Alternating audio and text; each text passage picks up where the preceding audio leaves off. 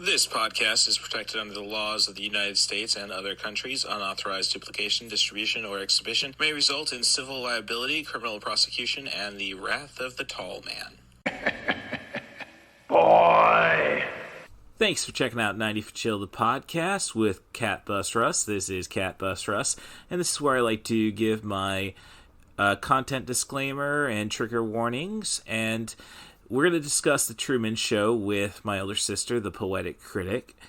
She is high-end autistic, and I do bring that into the conversation just to state how Truman is basically being raised in a situation where he's supposed to be, well, just not know how to act like a human, just as a character. So I think that might offend some that I bring up the condition, but I think it's quite fitting, and we'll go from there. Little Hand says it's time to rock and roll. Bring the noise.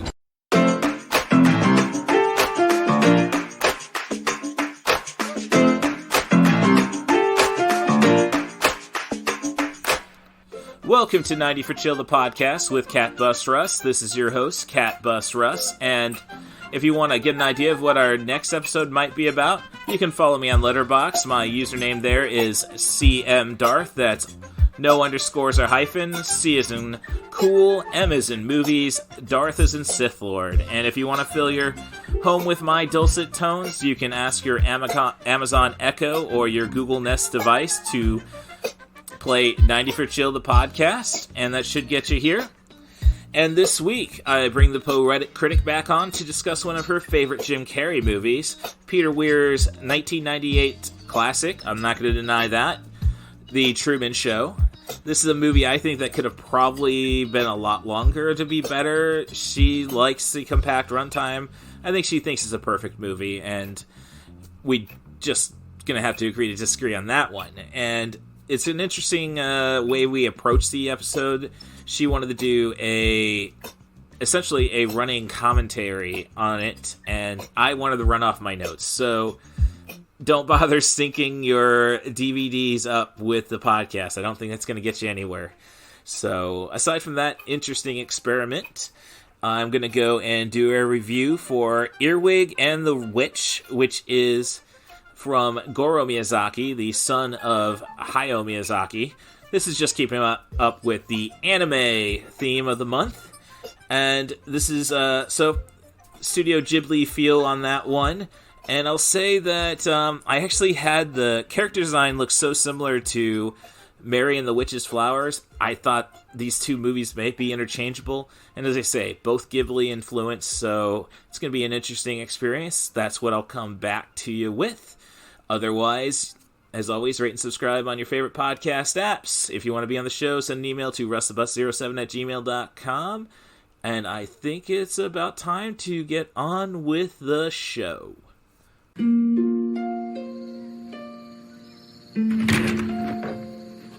Erica, you haven't ever wished family would adopt you, have you? Nope. Anybody who'd choose me would be pretty unusual. We'll take this one. For the first time in my life, I'm being made to do something I don't want to do. Now then, let's you and I get a few things straight. My name is Bella Yaga. I'm a witch. Great! You agree that you'll teach me magic, and I agree to help you out.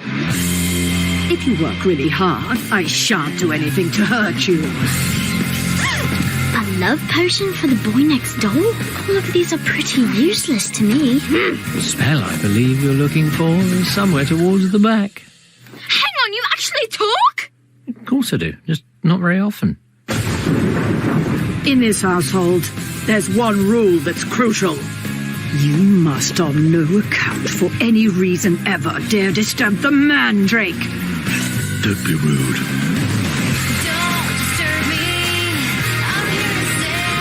Earwig? A hole left by a witch can only be filled by a witch.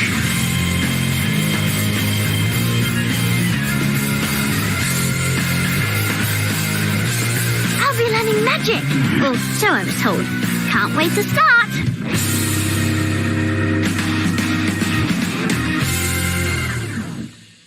And I've just concluded watching Goro Miyazaki's 2020 feature, Earwig and the Witch, which, as I said before, at least the artwork is so similar to Mary and the Witch's Flower, it kind of got me confused, and maybe that was Studio Ghibli's. I did just do the Wikipedia and realize that G before H is J, I suppose, but I digress. Letter G should just be for G. There's no reason we shouldn't just be using J's. Again, I digress, English major, whatever. And so I was kind of turned away from this just because of this computer-generated animation that this is definitely dedicated to. And that's not necessarily fair. It kind of does feel like it's a step back, at least in forms of anime, in the sense that everything kind of looks like a doll. But it really opens the doors, I think. Now we can... there's no excuse for them to just use the same mouth motions for everything. So, hey, a little work. I think this is going to be something grand, and I'm just sorry that Goro Miyazaki always is the fall guy for Studio Ghibli when it comes to weaker films. But I don't think this is that weak a film. I think it's fun, but the narrative is definitely very rocky. It's just pretty simple. Earwig is left at an orphanage from her mother, who was running away from a coven of witches. This coven of witches is actually her bandmates. So eventually her bandmates find, well, the drummer of the band, Bella Yaga, which is a real clever name, needs to have an extra hand helping her make spells. So they adopt Earwig, now known as Erica Wig. So, and then just the shenanigans go on from there as Earwig is trying to figure out how to win over both Bella Yaga and the demon-like Mandrake, somebody who's very solitary, voiced by Richard Grant, and her only ally in trying to make things even is the cat who serves as a familiar, the black cat, I should also state, that serves as a familiar for spell casting, voiced by Dan Stevens. His name is Thomas, who she keeps calling Custard based off her best friend in the orphanage. So, as I say, I love the cat. I think the rock and roll is kind of cool, the incorporation of it. And there's just nothing spectacular about this. But I think there's enough whimsy. It gives me the vibes of, say, My Neighbors, the Yamadas. Like, it's more like little stunt stories. So, as I say, the narrative isn't solid. But I think it's a lot of fun. I think it'll put you put it in front of your kids, and it's going to amuse them. And I think it's clever enough to amuse you as well. So, as I say, it's an experiment. And after the successful look of Mary and the Witch by the once successor to Studio Ghibli, Studio Ponok, it kind of, well, I know that Miyazaki's supposed to have a movie this year, so maybe everything's going to be set straight, and all will be right with the anime world. But if you're looking for some amusement, I think this is an HBO Max exclusive, and if you're wise, you're going to have Max. Comments are still headed. What else is on? Yeah, let's see what else is. Coming to you now from the largest studio ever constructed, it's The Truman Show! Yeah! Good morning! Good morning. Oh, and in case I don't see you, good afternoon, good evening, and good night. What if? No scripts, no cue cards. Morning, Spencer. How's it going? What if you were watched every moment of your life? How many cameras you got there in that town? 5,000. I believe Truman is the first child to have been legally adopted by a corporation. That's correct. Brilliant. What if everyone you knew was pretending? Hi, honey. Look what I got at the checkout. Dishwasher safe. That's amazing. What if your world was make-believe? Cue the sun. While the world he inhabits is counterfeit. I'm not allowed to talk to you. That's how I look. No, you're tape. There's nothing fake about Truman himself. What if you didn't know it? Until now. A lot of strange things have been happening. Stand by ring cam. Is he looking at us? Does he think he knows? I think I'm mixed up in something. Something big. We accept the reality with which we're presented. Everybody's pretending, Truman. Get out of here. Come and find me. Truman? Anything happen? No. Mm-hmm. You may find yourself in another part of the world. Feels like the whole world revolves around me. Everybody seems to be in on it. I'm going away for a while. You may tell yourself, this is not my beautiful wife. You may ask yourself, how did I get here? I'm not in on it, Truman, because the last thing that I would ever do is lie to you. Fade up music. That's our hero shot. He's gone. Okay? Yes! Want to do it again? No! Find him. Truman, where are you going? You can do it. How do we stop him? Give me some lightning. That's the best you can do! Cut transmission! I like your pen. I was wondering that myself. Jim Carrey. The Truman Show. Watch what happens. So this is 90 for Chill podcast with CatBus Russ, and this week's guest is the Poetic Critic. That's the Poetic Critic on Letterboxd. And last year, 2022, I think it was, they made a big deal for cans and somehow tried to incorporate... pronunciation is can. And that... And let me have something over the French, please. Well, we're in Illinois, we're in Illinois, not Illinois. Last year, the Cannes Film Festival had its 75th anniversary celebration. Award shows and film festivals often come up with a special poster or logo to represent each year's event. And since it was the 75th for Cannes, they wanted to pick something really special that spoke to the power of film and the image and how we use the image, how we use fiction and art to how they interact with reality. So the final image they chose for the poster, and they had the big poster right over the big famous staircase at the Palais du Cinema that you climb up, that everybody does the red carpet stuff on, is a still from the ending of Peter Weir's 1998 feature, The Truman Show. In its rather famous final sequence of our protagonist climbing a staircase seemingly into the air. And it's fascinating to think now, in 2023, 25 years on from that movie's original theatrical release in June 1998, that a film that was a major studio release, starring who was an actor, Jim Carrey, who was legitimately one of the biggest stars in the world, that a story that is basically a hard sci-fi film with there's elements of comedy and drama, and even, I would argue, horror elements, was a huge release for Paramount Pictures. It was not a blockbuster on the scale of something like Armageddon or the American Godzilla film, which were also big tentpole releases that particular summer.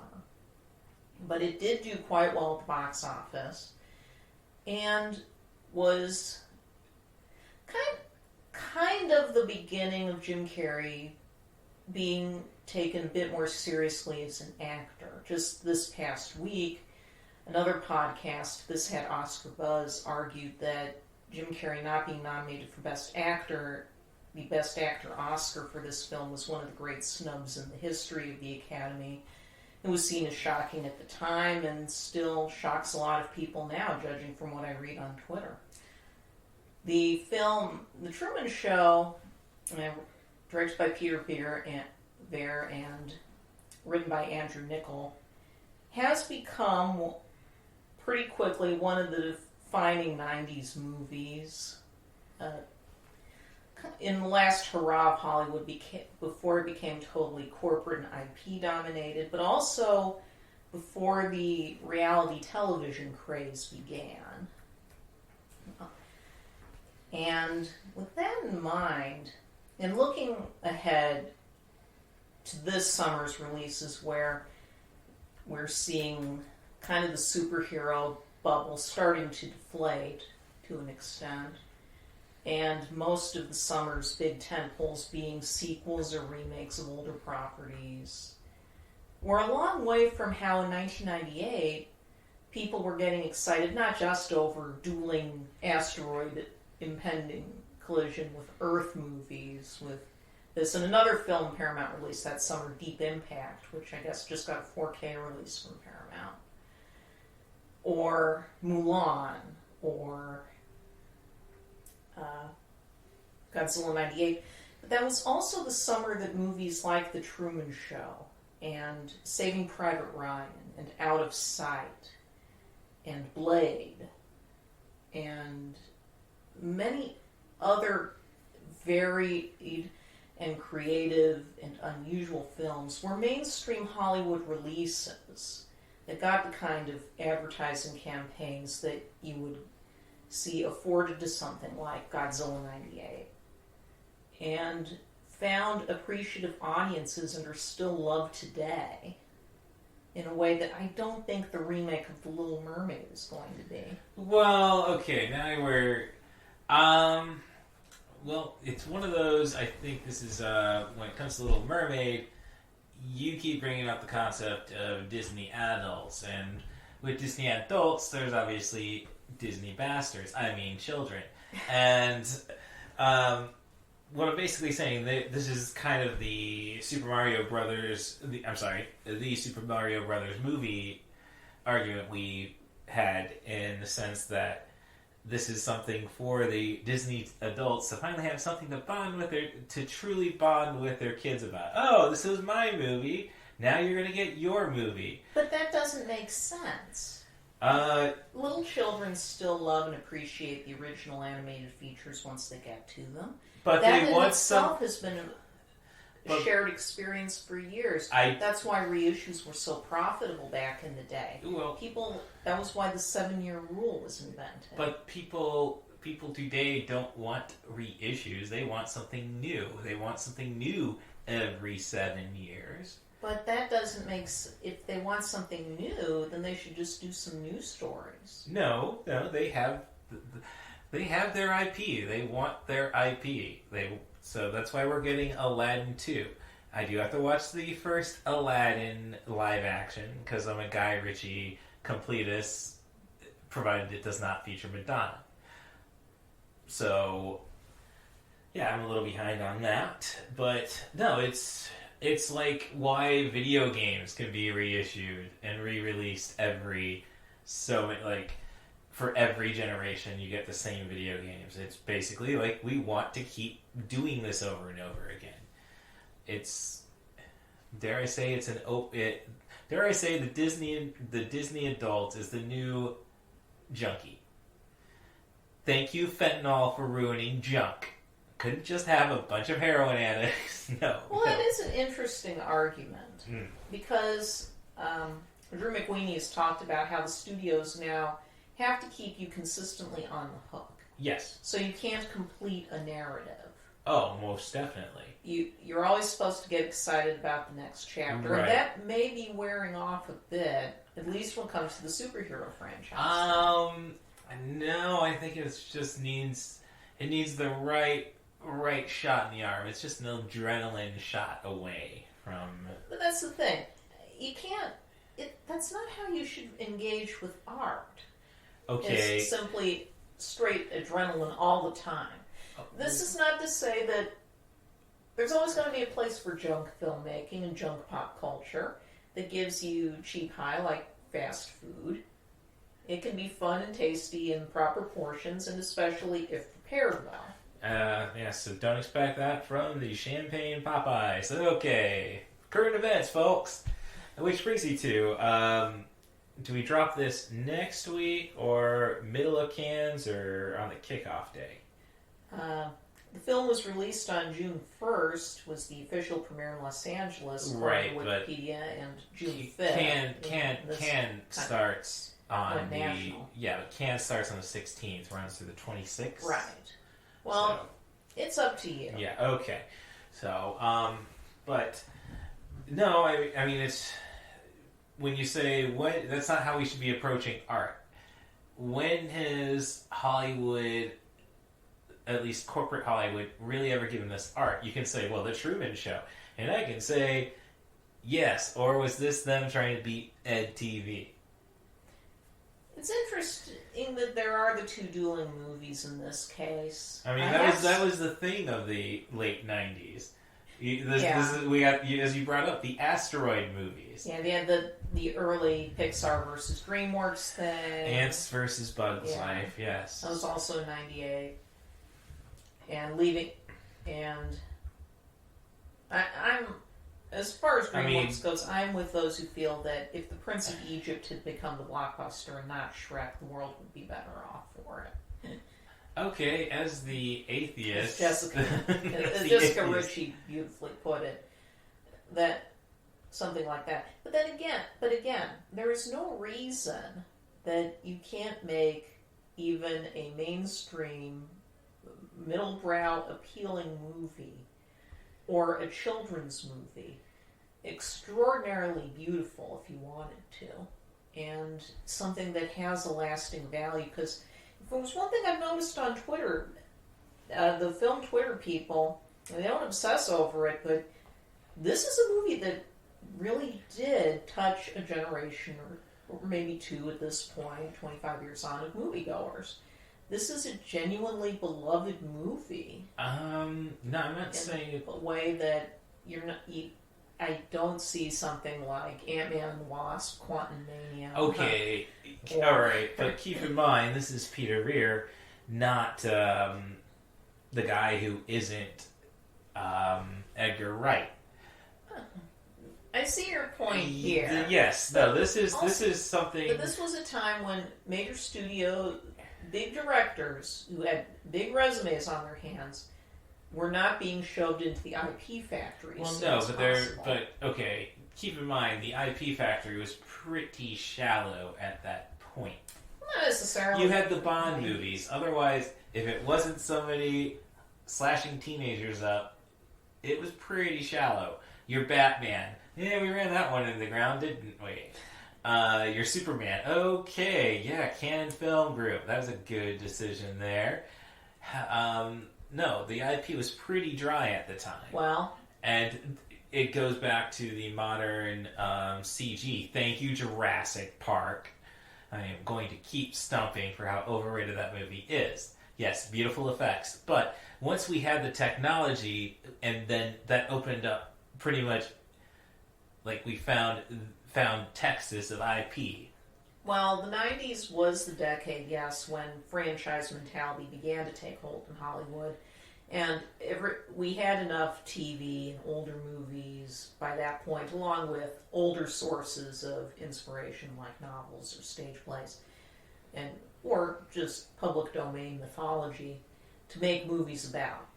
Paramount alone in the 90s did a ton of Saturday Night Live-inspired movies, most of which have gone into the dustbin of history. Right, I was about to say, they probably haven't made aside from Wayne's World, I don't think, combined, they probably didn't make $500 million. I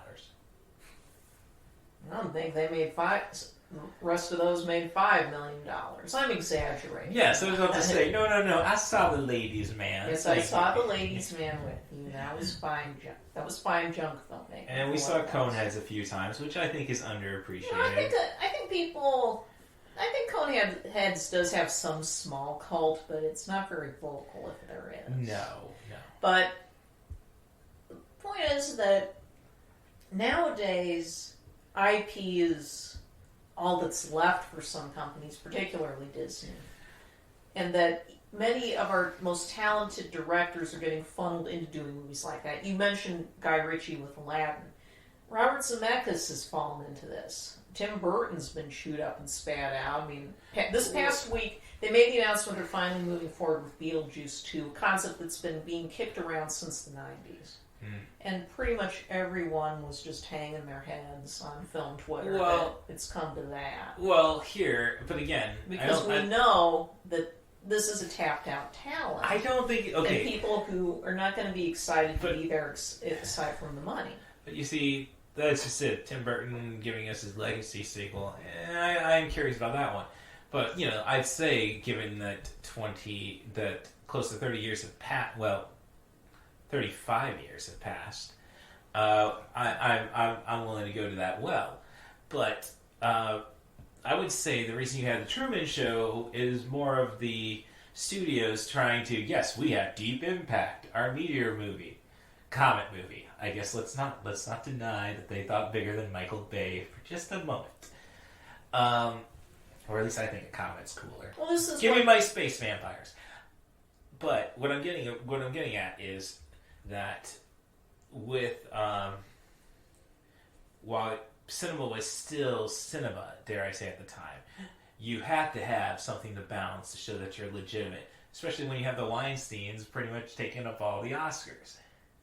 Well, that was just really starting at this point in the decade. I don't know. Remember, 98 is the year of the Life is Beautiful / Shakespeare in Love, but sweet. But 94 was Pulp Fiction. Yeah. They've been waiting in the wings. I mean, for a while. I mean, who did the English Patient? But going back to the studio era, it was generally agreed upon that you had to have a mix of films to appeal to as wide an audience as possible. So you had your horror movies, and you had your comedies, and you had your big spectacle movies, and you could have just a whole variety of choices to work with and see what hits with the public, and if something hits, maybe you'll try and find something similar. Well, English Patient, Miramax, as I'm saying. That's true. Yeah. In 96. Although that was mainly because 96 was generally seen as just a bad year for mainstream movies. Well, but that's just it. We acknowledge... You had to go to the minor indie scenes to get anything exciting. Well, but that, again, just says that there was that, like, if we had a genuinely good, very Brady sequel, I mean, who things could have changed there. I'm just saying, again, IP was not as accessible for creators at that time. And sadly, you get creators, let's go to the MCU, where you have Kenneth Branagh, who wanted to do Thor. I don't think that was just a money grab. It's true. Sometimes they do want to do these out of an interest in the source material. And when you think of, say, Zoe Zhao, correct? Chloe Zhao, sorry. Yes, I know, that really says, you keep saying you spent 2 years studying Mandarin. And no, I think she had that lined up before Nomadland cleaned house. Well, and most people will say, from what I've gathered, out of the Phase 4, Shang-Chi and the Ten Rings is probably the best movie. No. I don't count that Sony bollocks, thank you. Hashtag not my Superman. Eternals is probably the least liked of the Phase 4 Oh, sorry. I thought she directed Shang-Chi. No, and Shang-Chi's not that well regarded. From the people I've spoken to, Shang-Chi is a worthwhile movie. Eternals is... Meh. It is true that Chloe Zhao did get attached to the project before she won her Oscars and stuff. But it does seem like whenever anybody comes out of the indie scene now or does something that isn't completely corporate, the next thing they do is shovel you into something that is. One of the bigger recent examples is that the Paddington movies, these UK-based productions, were really, really loved. They're both directed by Paul King, and then the only thing they could think to do with him in the studio system was attach him to a Willy Wonka prequel musical. That sounds like something, though, he'd want to do, at least. That makes sense. I don't go from songs my brother taught me in Nomadland to special effects affair. You're dealing with a CG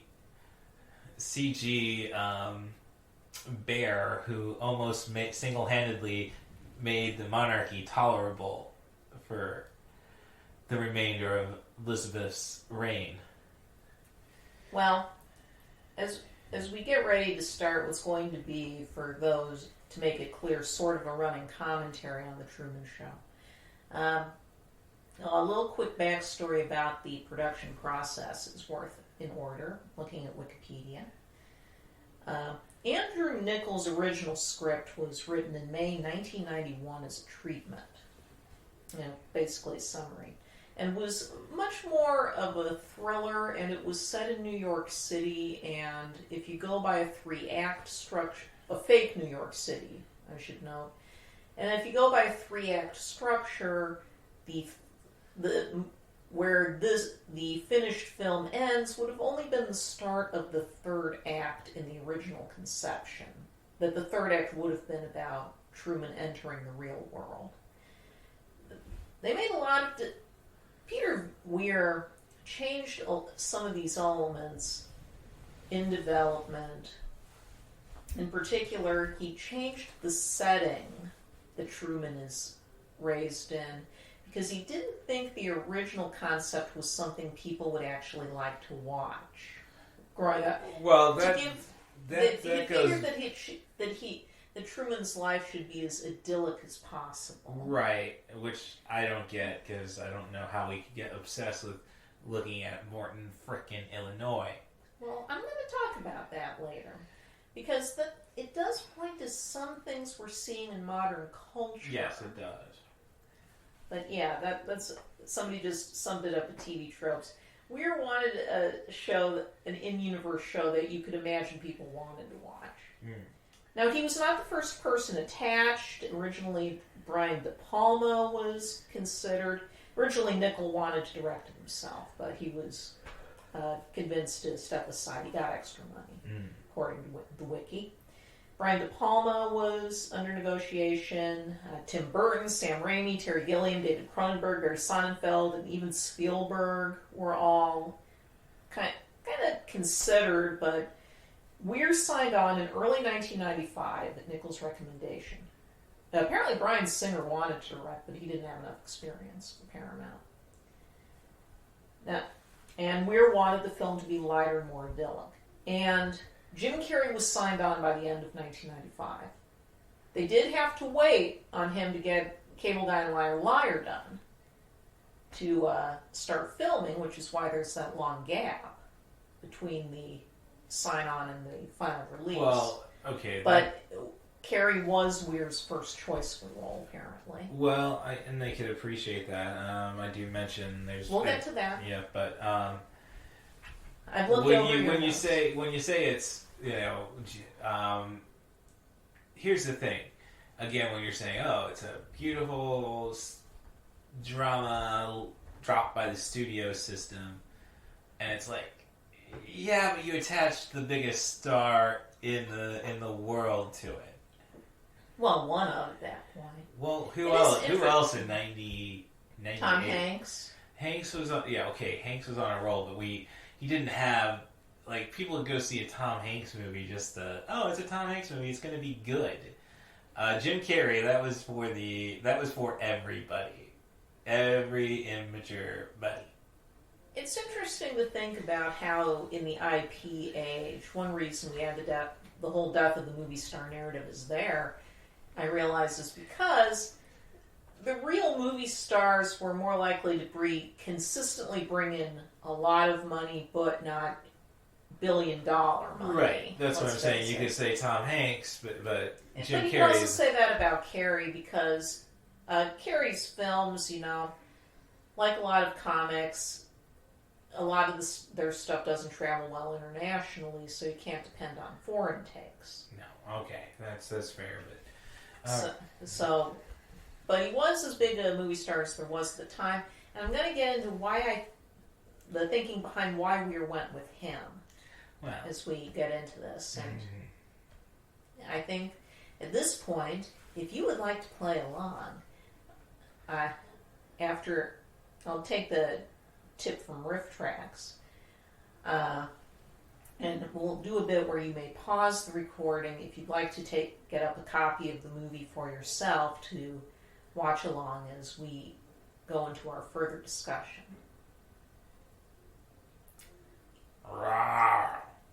That's not how it works. As soon as the Paramount logo fades, you may pause and come back up. Okay. Alright, so... Here we are. Yeah, not really... By the end of it... So, my first experience with this movie was at a bar. I had just moved down to Champaign. And it was cool back when it was not really a towny bar. It's called Bentley's. So this is like a few years ago. Then. Yes, we're talking 7 years ago, approximately. So there was only like 3 or 4 people at a bar, which is what I like on a weeknight. And, just BSing with the bartender, and we got that on Netflix going, and then I think we followed up with, I got to stay after, at that time, developing myself a personality before the, oh yeah, you're working third shifts, you don't get to go to bars anymore. But the time I caught on, it was just as, we get to the Truman father reveal. Yeah. So with that said, it pretty much goes right to Christoph, and it's like this is a pretty isolated half hour. You don't need the rest of the movie by that point. Essentially, like, okay, I knew what I was coming into, and this is all very.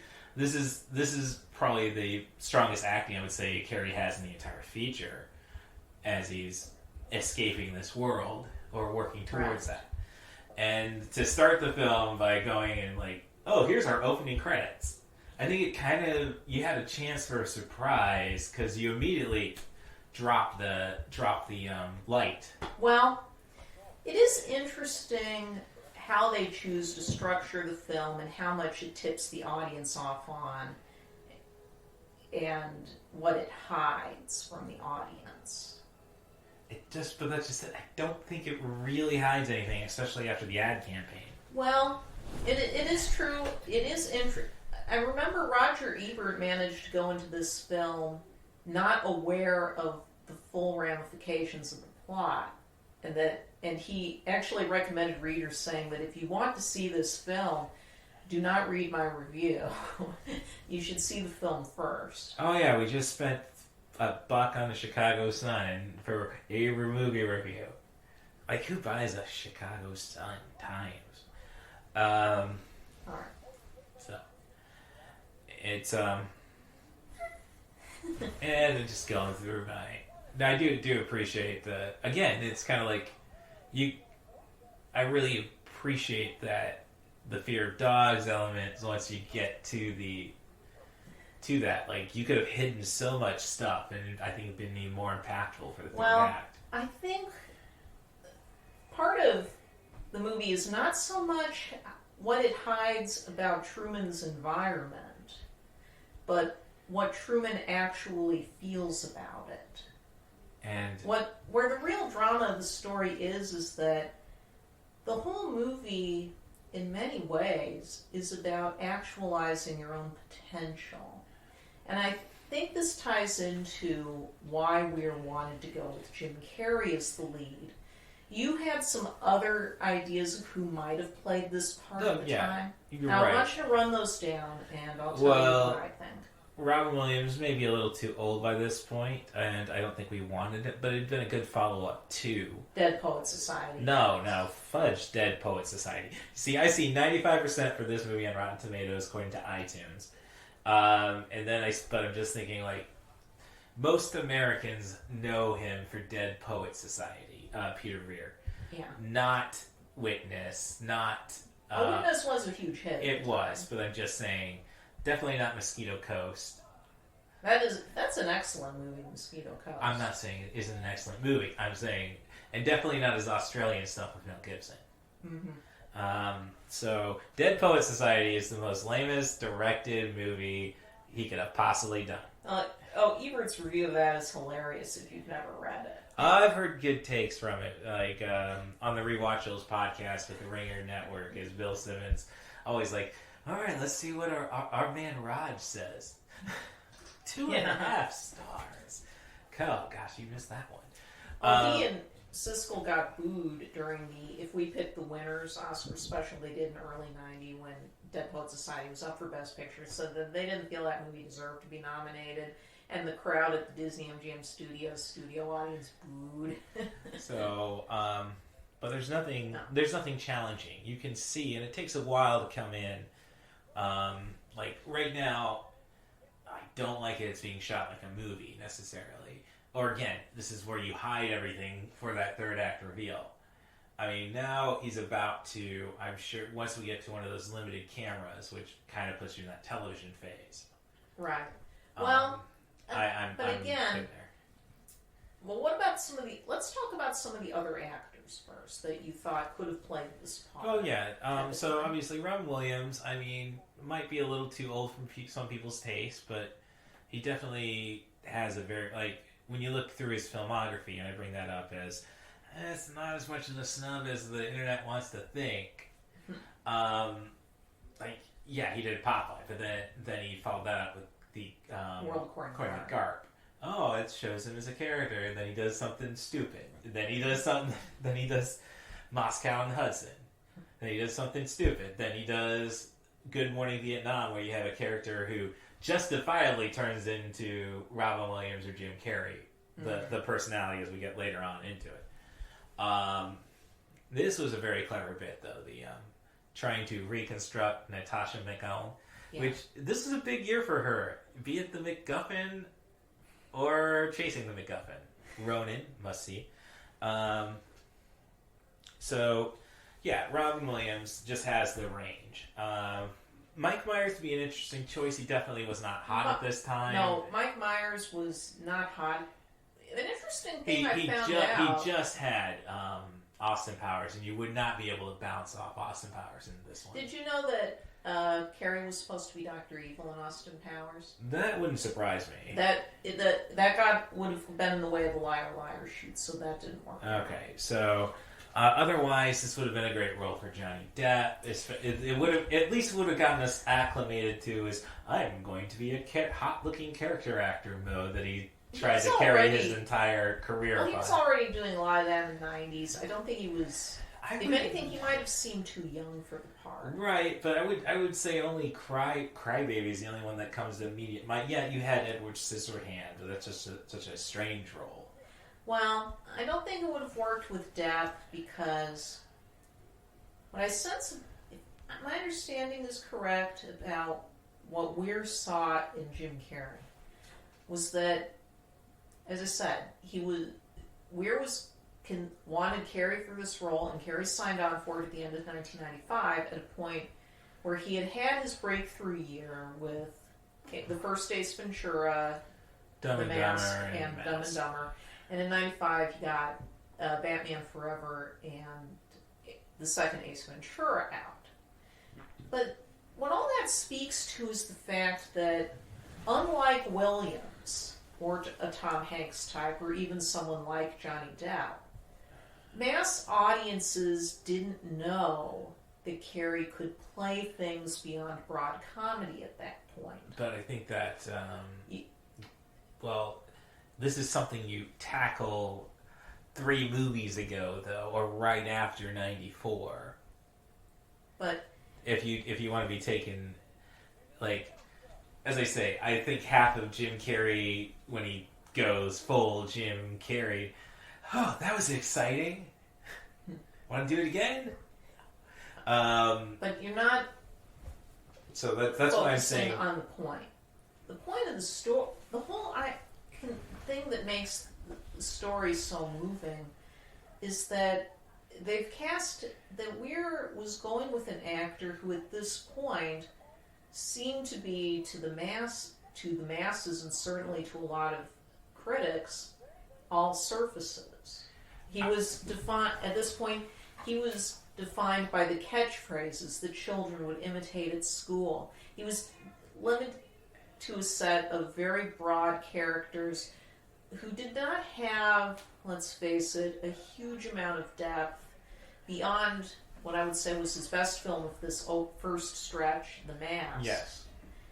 So he had the most untapped potential going of all the A-list actors in Hollywood at the time. I'm not saying it was a bad decision to cast him. I'm just going on the.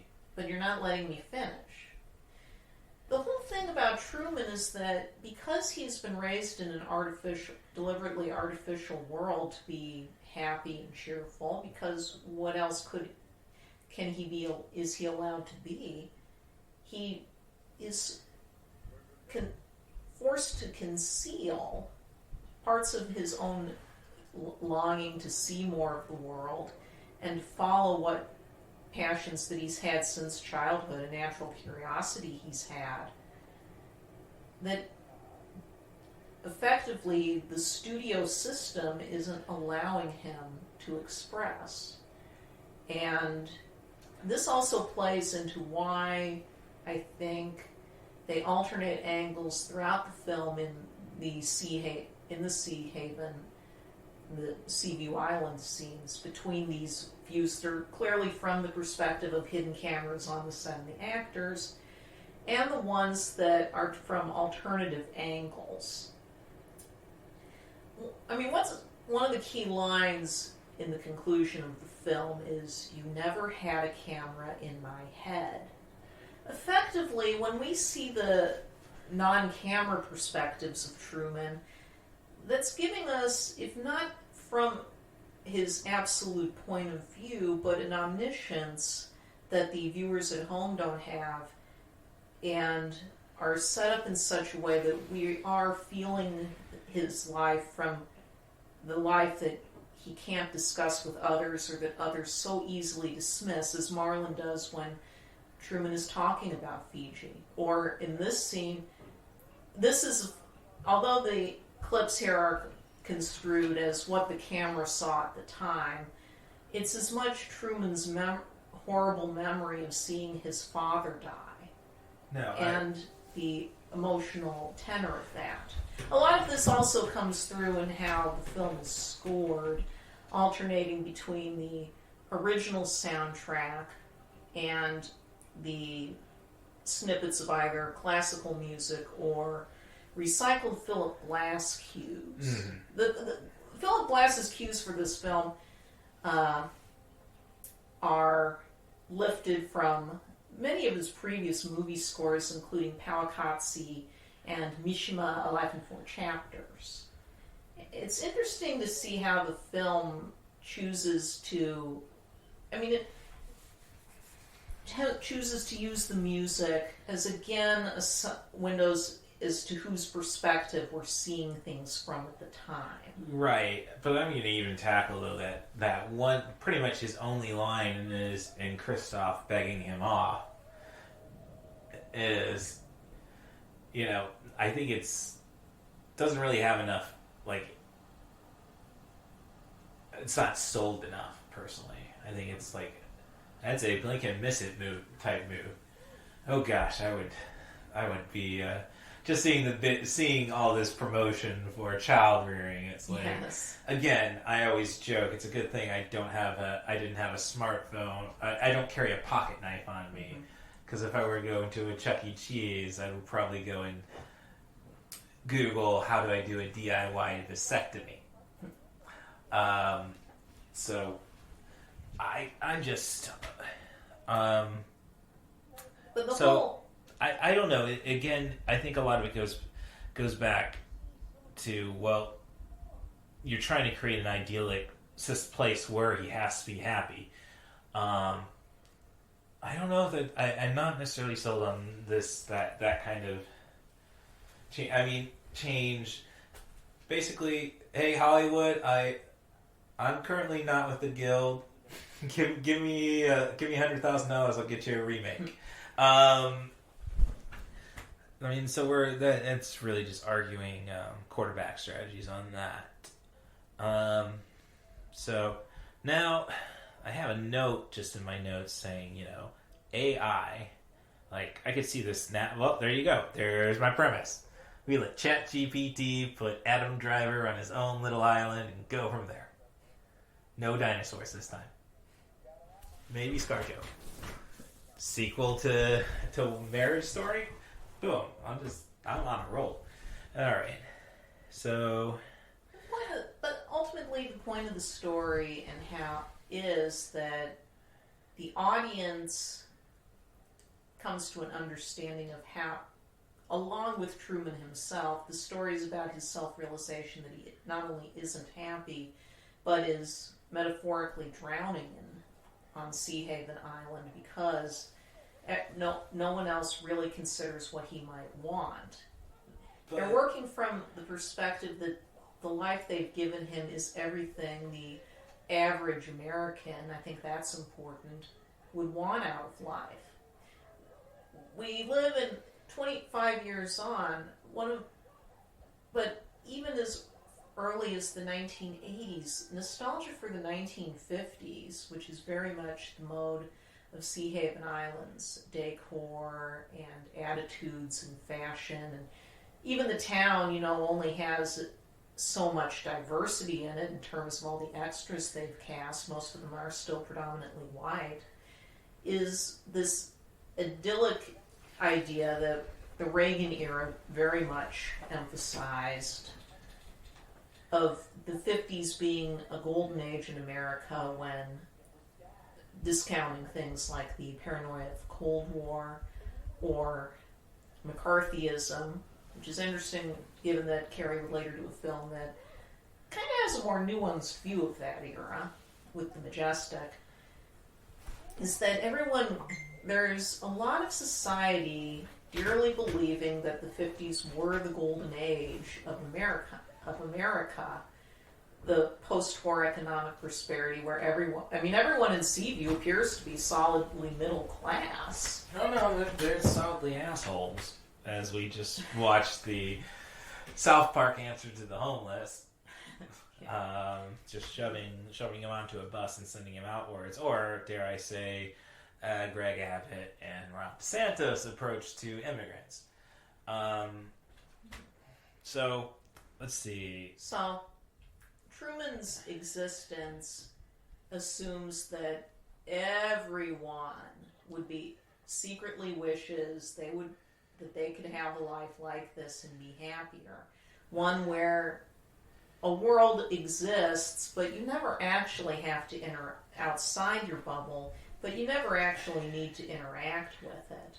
That it's just some kind of exotica that you might appropriate or something like that. Here I would go, though, the flaw being that I don't think anybody, as I say, could people be obsessed with enjoying the mental torture, judging that Fear Factor was a thing? Yes. But, granted, that ran its course. This was on for 30 seasons, 30 years, essentially. And from there... Remember, this is one of those science fiction stories that's basically 20 minutes into the future. No, I get that. I get that. There's going to be a scene coming up where I'm going to discuss this a little further as to why the Truman Show could be so popular. When you say 20 minutes in the future, it's like,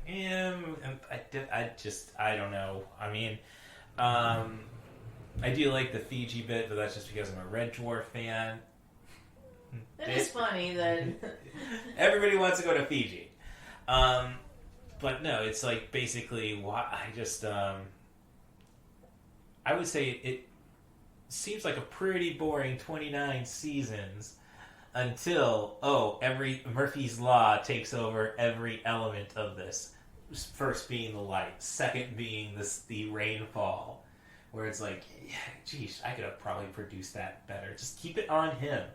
And then show him a cartoon when he got back, instead of another brainwashing mechanism. Well, it is interesting to think about precursors to the Truman Show that exist, because it's... Olan Jones. This actress has been done a fair deal of work with Tim Burton. Yes, no, she's the ultra-religious neighbor in Edward Scissorhands. Okay. Like her. Anyway, as we go into the flashback of Truman's college years. Gosh, that was the entire reason I'm moving out to... Well, not the entire reason. But when I moved to Champaign, that was shortly after, like, applying to many universities, getting accepted, and then going to my little sister's guidance counselor best friend at good old ICC, Illinois Central College. And her response was, well, you probably should go and get this accounting course taken care of. You could do that right here at ICC. And then, well, you got accepted to Bradley. It's local for you. Just go there. Okay. So I'm just saying bigger world type stuff.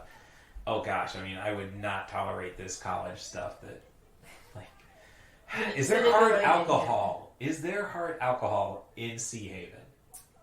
There probably is to a certain extent, but there was extensive world building done that doesn't appear in this movie about how the world would work. I remember reading online. I kind of think this should be a 2.5 to 3 hour movie. Well, I know the shooting script was published and it had a lot of additional detailing about the world. And among them, it was mentioned that all the food Truman eats is relatively low calorie, or what we call light, not nothing heavy on fat, because they would not risk. They didn't want to risk him developing heart disease or anything that would shorten his life. Yes, but now that I think about it, I don't know if you've watched The Matrix. Oh, I've seen The Matrix. Okay, the concept was released 9 months after this film. Yes, the concept of residual self-image that I always like to joke. The reason I know we're not in a simulation is because there's fat people. There's no fat people in The Matrix. And you've just pretty much described like how you make sure there's no fat people in Sea Haven. Were there any fat people in this movie at all? I'm going to even challenge. Don't you pick on a little chubbiness in Paul Giamatti. That is his charm. I think it is hilarious that this was one of Paul Giamatti's... Paul Giamatti is one of the technicians in Christoph's base. Is hilarious given that his next major role after this was as Bob Smuda in Man on the Moon. Well, and before that it was Pig Vomit. Yeah, he played Pig Vomit in Private Parts. So there was kind of a theme running in the early Giamatti roles. And that speaks to another thing I'd like to get to later. Okay. But in any case, it is interesting that how... I did not dig that Mama Truman does say, hey, it's about time we do something with the homeless. And being a pro-union guy, yes, I appreciate the elevator gag, but... Okay, it's these scenes and how they're framed and shot especially, that we really are basically being given Truman's side of the story here, and how how he feels. And I just want to make sure, since they're watching it at the Truman bar, and then the manager goes to the two people and says, "Hey, we got this on the greatest hits. You got this on the greatest hits tape. Yeah, we don't need to. Let's get back to the patrons." Right. So they literally, I mean, they should have had this stuff ready when they had to cease transmission. Later on, like, oh, you can go and plug in a flashback on a live TV show, and you don't do that during your technical difficulties. You couldn't have little Truman do it, or at least make the interesting with little Truman in a play or something, like flashback. But anyway, there is kind of this very natural feel to the interaction in this scene compared to how fundamentally, because Truman being raised by his environment means that he does act, at least on the surface, like everyone else. Yes, he's essentially a drone. Yeah, he's effectively become a happy drone who has his own catchphrase and makes the same kind of jokes with the newsman. But in this case, this is a lot more natural. He's acting much more naturally here. I'd talking actually with Sylvia. I'd actually say he's acting. Okay, we got two different levels of naturalism, judging that by our spectrum range. I'm saying, like, dude, you are totally screwing this up, man. He doesn't know how to make but I'm just saying, an interaction like this. So what I'm getting at is, what reality TV needs more is autistic people, because essentially they trained them to not be able to relate to people outside the world. Like, what is he gonna do once he gets off the set at the end of the feature? We'll get to that when we get there. And keep in mind, the best actors are autistic ones, or dare I say, artistic. If we go back to South Park with the vaccines, and after Mrs. Cartman ends up taking all of. I have bad news, Eric. She's just doing some Bob Ross stuff. Okay. Yes. But the fact that it feels a lot less artificial is one of the things that the camera, when it is working from the non-studio perspective, is a little more off-kilter, and it's allowing for more the camera can move and shift in a way that the cameras that are placed in the set cannot. I guess it's more of just like, you don't have to have the success of found footage. Well, as I was trying to say earlier, it's interesting to think about the precursors the Truman Show had. Reality television, as we currently understand it, really dates back at least the early 1970s and the famous PBS series An American Family, where a documentary crew was allowed into this traditional family unit over the course of a year and filmed its residents. And it was successful enough that it inspired an Albert Brooks parody, his first feature in 1979 called Real Life, which is a very funny movie and kind of plays around with how much more difficult doing that kind of a fly-on-the-wall documentary would have been at the time. You have to see what the cameras look like in that one. And how Albert Brooks's character, who is the producer and director of the show, is trying to shape the action as it evolves. Well, I would go and say this is closer to... I would go to refer more to mockumentaries as precursors for this feature. I think this is so ahead of its time. Well, yeah, there are other you can also say there are mockumentaries like This Is Spinal Tap are also there, but they're more specifically situations where everybody's consented to be on camera. The same thing with An American Family was everyone had consented to be on camera. There are other stories prior to the Truman Show working off the premise of someone who doesn't know they're being filmed. Okay. Paul Bartel, the great indie filmmaker. The bald ginger from Rock and Roll High School. Among other things. Yes, I'm just putting a face on him. Did one called Secret Cinema around 1968, which is about a woman who finds out that her life is being filmed and screened for an audience at a little movie theater. He remade this in the 1980s as an episode of Amazing Stories, the Steven Spielberg anthology show. And it was felt there were enough similarities between that and this that there was a lawsuit in the aftermath. The 1980s Twilight Zone revival also did a story about a man who realized that he and others are being surveilled. In this case, it was by aliens. When I was watching this movie for the first time with my boyfriend, that was where he kind of got an idea of what was going on from.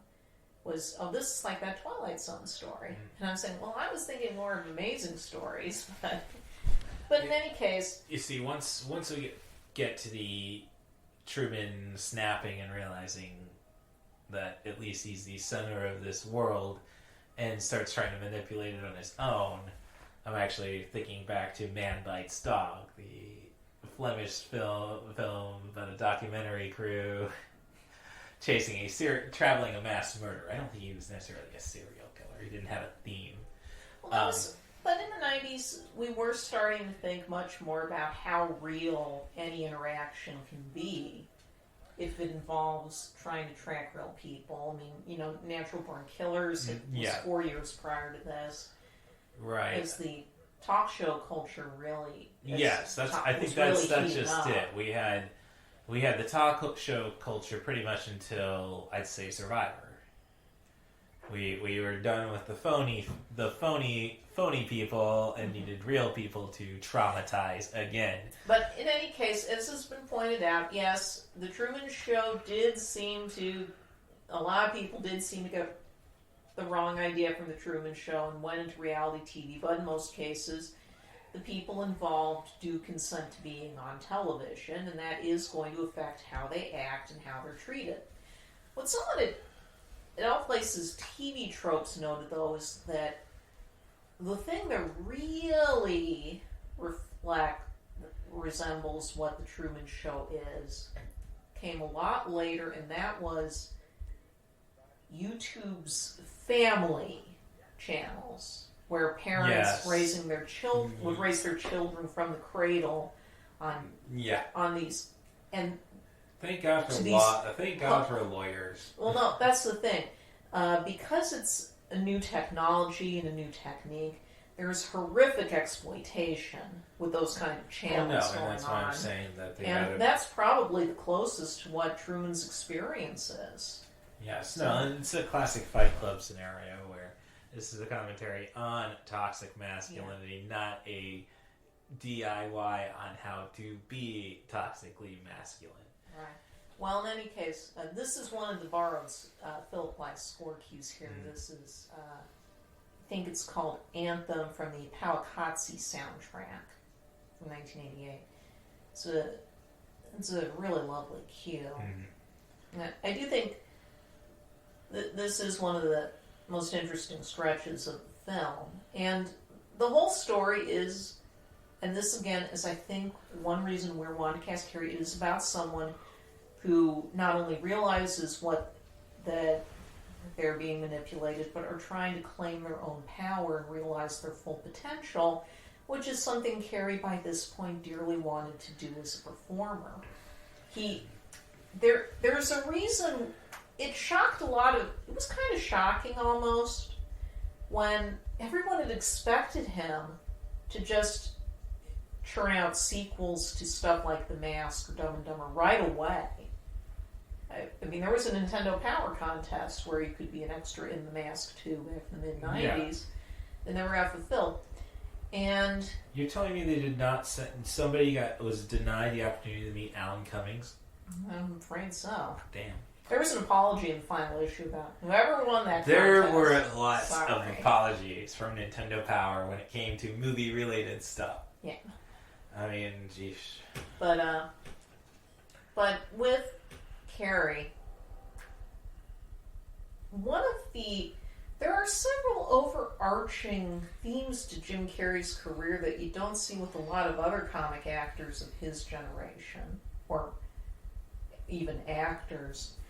And one of them, which was noticed pretty quick by the end of the 90s, was how many of his roles prominently involved television in some way. Dave Kerr did an article for Film Comment about this in 2000. That, I mean, it goes back at least as far to Earth Girls Are Easy, where his character, is parroting TV catchphrases and stuff as a way of trying to relate to Earth. Then there's the fact that how much of Ace Ventura's dialogue and references are pop culture references. It's someone who's been shaped by television. Carrey was born in 1962, by which point television was just a regular part of people's lives. It was no longer a novelty. And and much of his, as he was as a child, he figured out how to do imitations. They were a major inspiration for him. Dick Van Dyke was a key hero of his. And you see that in Ace Ventura. You see that in a lot of the characters he did on In Living Color. A lot of them have some kind of relation to television. Yes. Then And then with The Mask, you have someone again who has been shaped by art and pop culture. In Stanley's case, when it is released by The Mask, it reflects itself in the lighthearted nature of Golden Age cartoon characters who are often an underdog, which is very much what Stanley is. Now he has the power to get back at the bullies. Then Dumb and Dumber is kind of an anomaly in that it's not, and television doesn't really shape the plot. But then you get to Batman Forever, where the Riddler becomes who he is because his virtual reality television helmet goes awry. And then he starts using people's fascination with television and related technology to become, with the intent of becoming an all-powerful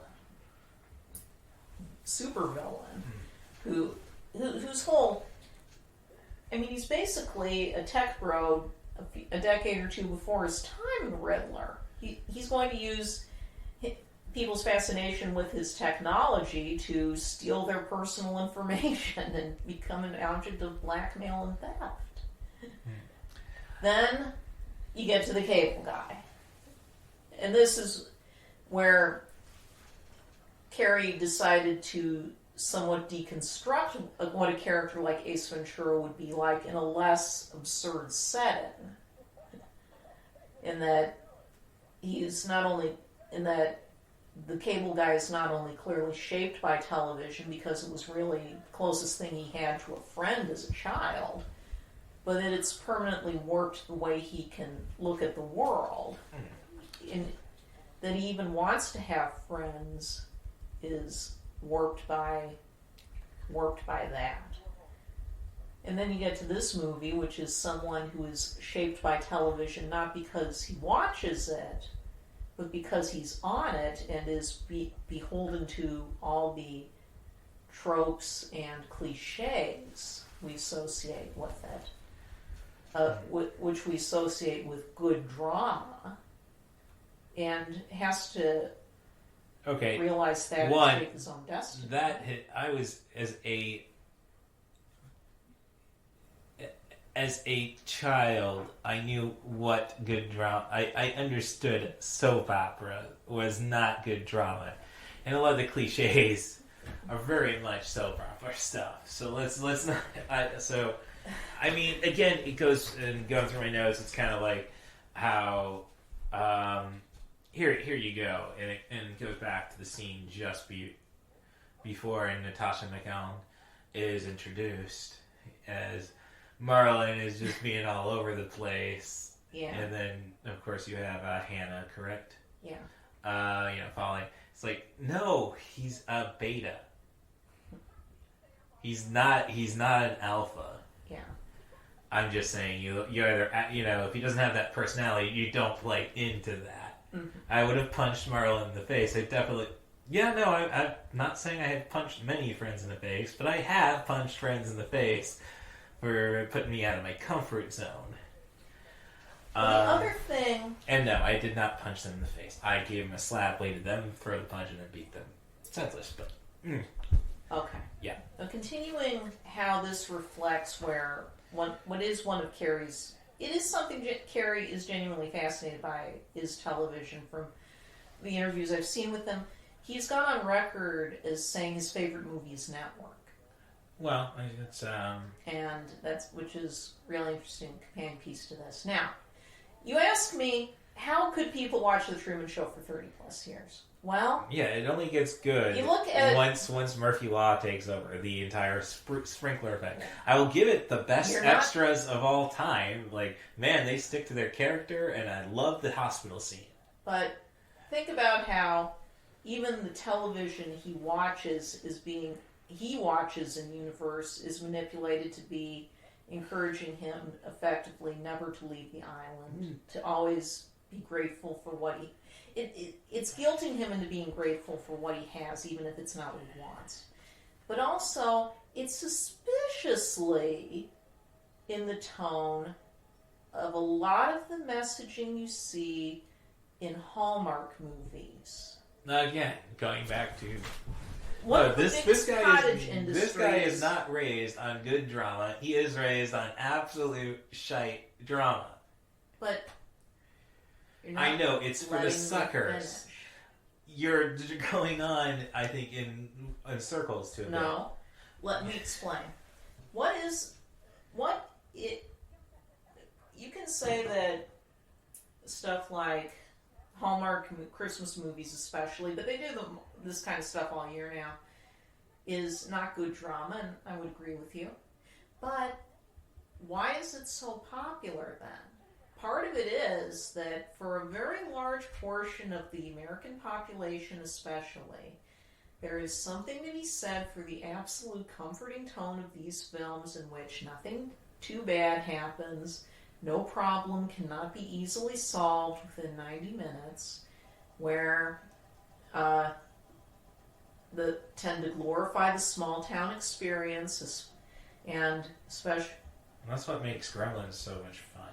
Well, yeah, it's so easy to subvert and so funny. But I'm just saying, the people who watch Hallmark movies are not going to watch Gremlins. It's not necessarily true. I suppose there isn't a lot of overlap.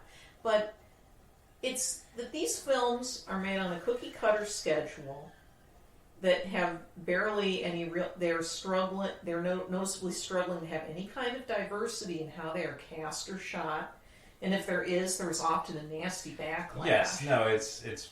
Like, there was practically a brain drain at Hallmark of some creatives or stars like Candace Cameron Bure, and even the guy who used to be head of the network moved over to what I think they now call Great American Family. Yeah, no, I think I saw Hallmark was trying to diversify the Christmas movies because they make like double-digit numbers of these a year now, but they want still movies where it's only white heterosexual upper-class middle couples, and nothing more that this idealized environment where nobody ever struggles for work, where homeless people don't exist, where real problems do not exist. No one thinks about what's going on in the news. In Sea Haven, the outside world is supposedly this awful, terrible place. Yeah, we're getting... Well, you want awful and terrible. We're getting to the surgery scene. Yeah. I want to know the compensation on this for our surgery. Well, this environment is so safe that hardly anyone gets hurt. According to the backstory material, about half the people at the hospital are actual doctors and nurses in case anyone, especially Truman, were to get hurt. Right, they're just saying... And most of them are actors. Right, and it's a scalpel and... These people don't know what they're doing. And that doesn't mean anyone's getting hurt, they're just faking the amputation. But... No, they're faking the amputation. They're just saying, as Truman's looking through the window and they know he's looking through the window, they have to draw blood. Okay. But this also goes back to not only the Hallmark crowd, but the Disney adult crowd, in that there's this crazed desire for an idyllic existence that, where people don't have actual problems to deal with. People don't need to clean up. People's rooms aren't cluttered. People don't face any problem that cannot be solved simply by believing in the magic of Christmas or giving up having any kind of life beyond the small town or moving back from the city, which is a very common theme in these movies. Oh, yeah, no. And having these cute little homes. It doesn't matter. You can't go above your station, and you certainly can't go below it. If there are any people who are disprivileged, it's so you, the protagonist, can lift them out of their squalor. And there's this huge receptive audience for that kind of entertainment that, people binge watch those kind of Christmas movies or similar, or TV shows. There are TV shows about basically nice people in nice communities. And they call them comfort. What do they call it? They call it comfort viewing. And in the Truman Show universe, it's clear that many people find just watching this guy have a perfectly ordinary and happy life, untroubled, is something that makes them happy. It helps them forget about their troubles. It's vaguely aspirational. But you say that, I guess I just can't make that connection with those people then, because it's like, again, the show doesn't get good until everything goes wrong. Well, to you, maybe it doesn't. But it's like, okay, it's an escape from reality, escapism. It's like, this isn't like a video game where you can at least try to kill a boss. And Truman, perhaps he's had incidents developed for him to do the Hallmark hero stuff. We don't know the other 20. We don't know. We only get 3-4 days worth of story in this feature. Yeah, basically, I think the action unfolds over about a week. I'd like to believe 3 or 4 days, because again, I just love that this is Murphy's Law, telling Christoph to shag off, like one thing after another screwing up. I still don't know how the parachuter got into this movie, got into the show eventually. I don't see how you could pull that off. The dome was already built, and I never noticed that the camera's that obvious on the Spencer cam or the trash cam. Well, you didn't notice it until now. But as the Nick at Night special that they did... So it's a good thing about this being only 90 minutes, because it encourages rewatching. Yeah, a 3-hour movie, which I think probably would serve it better. No, I don't think it would have been served better at a longer runtime. I just watched and enjoyed The Last Emperor. So, that's all I'm saying. I want to see Truman get arrested by the Soviets and spend 5 years. Maybe that's what happens once he gets out there. See, Hollywood, I'm not with the WGA yet.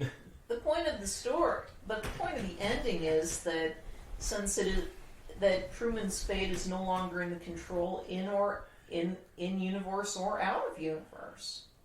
The ending means he is completely free. No one can dictate his end. No one dictates his end, how things work out for him, either in universe or out of it. Yeah, I don't know. I didn't see the little spinny top trip. I'm just saying. Yeah, that's now there's a degree of naivety. Like, no, it could, you could still play this guy. Like, Christoph could have been playing 4D. Should be playing 4D chess here. But I think that's part of the point too, is that he doesn't know how. Well, no, I think Christoph, as I noted, has womb envy. That's an interesting way of putting it. Well, no, he's not like, again, going back to South Park and the number 2 episode. It's like men don't get to be, and definitely are not trained to be compassionate. We're trained to make you survive. Dare I say, Spartan-like. We're not supposed to nurture, and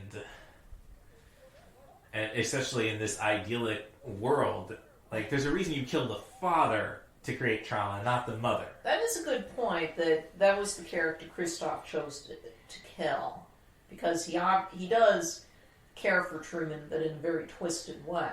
Well, I'm just saying that this is his baby, literally. Right. And this is where Jim Carrey cuts loose, and I'm saying, no, I don't think this is about the character changing. I think it's about the parents who were dragged. No, listen, Jill, it's a Jim Carrey movie. You'll have fun. When's he going to start being funny? I think the movie is extremely funny even before this. Do you think a 9-year-old?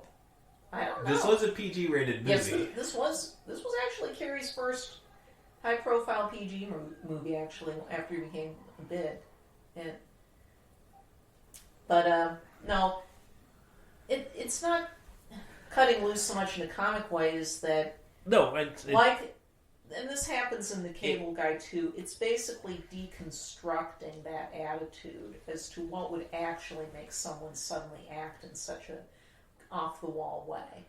That in Truman's case, it comes from a lot of repression and growing paranoia that he doesn't know how to handle just yet. because he knows something is wrong, but he's also running up against the fact that no one else seems to notice or care. And having never experienced these kind of feelings before, he doesn't know how to handle them. Right, and I gotta watch The Cops later on and see if they actually have guns, because again, I don't know how if Smith and Wesson can get a product placement in this series. Yeah.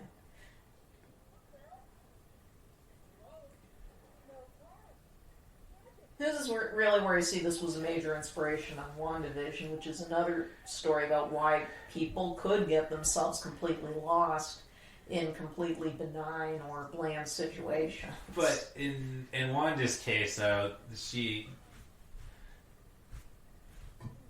like this is like unless every week at least he gets in one zany event.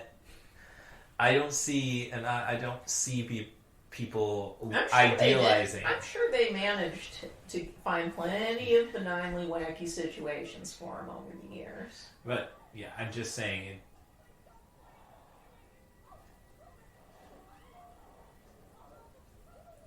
To be honest, this is the point where I think the horror element really starts slipping in. I mean, I understand horror by the most basic definition. Well, this is the very fact that things become. On the one hand, it's funny that things become progressively more absurd as ways to try and get Truman to turn back. Yes. But at the same time, he is genuinely frightened. And that's part of why he's acting out now. It's trying to hide the fact that he's frightened as much as possible. And as they point out, he is so desperate to get away, he can't really plan ahead for what he's never wanted to do before this badly. As I say, where is he supposed to go? How is he going to pay for it?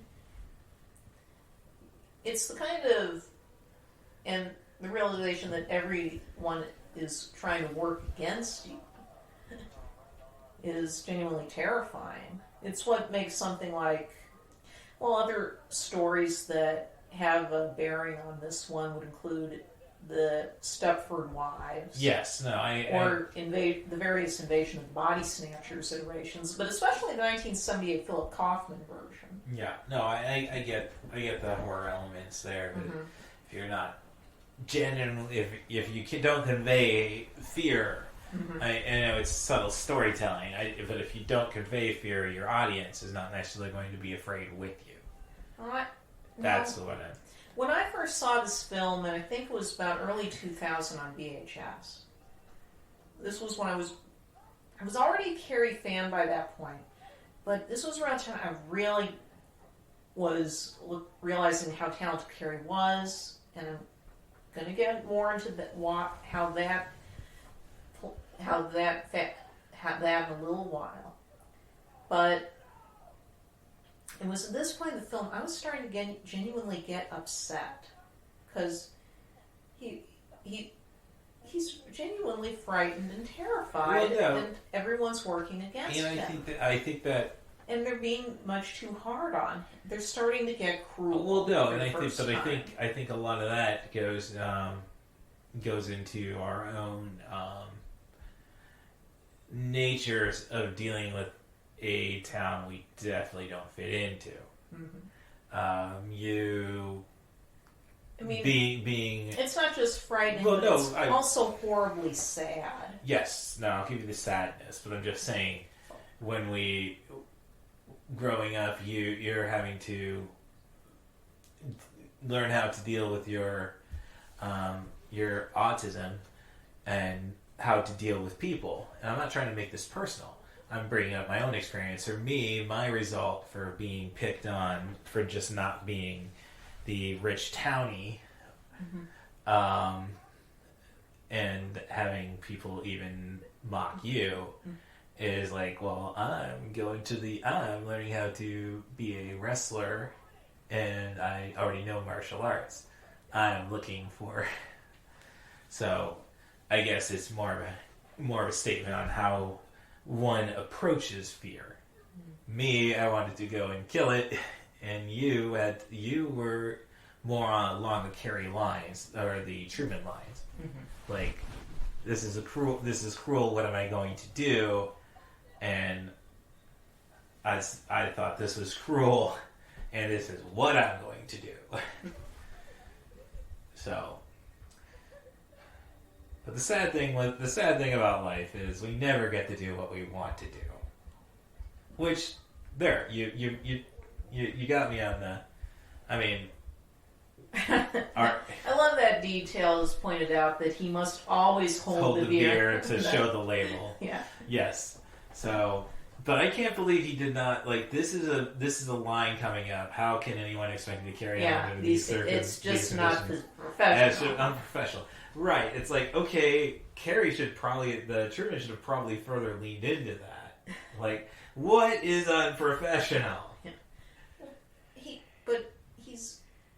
He did just try and attack his wife, though. He feels terrible about this. He's feeling but he's just further leaning into the reason to. But that doesn't make it right. He's trying to strike out without hurting anyone, because for all that his surface life has been shaped by how people in Sea Haven act, he is a genuinely good person and genuinely kind person. That was the upside of being, in a way, that was the one upside of his isolation. But that's, again, is he though? Now we're going to the deeper psychology stuff. Is he, like, a genuinely good person? That's the only thing he's living off stereotypes. I could see the Brightburn version of this movie. Yes, it could be possible someone could be much more damaged. But in a way, that's already what the cable guy was. Which, why I put it down is, that's the perfect, I mean, you can say what you want about Network, Mr. Carrey. No, that would be the perfect B movie. People get touched by the first feature, and then you kick them in the balls with the second feature. Or you get to see a CatBus. I do agree with Grave of the Fireflies before My Neighbor Totoro. Well, but this ties back into why Carrey wanted to do something like this. He had a miserable time working on the second Ace Ventura movie, which is why he decided to drop out of doing the sequels to The Mask or Dumb and Dumber for New Line as soon as he could, and sign on to something like this instead, because he did not want to become defined by surface mannerisms like catchphrases.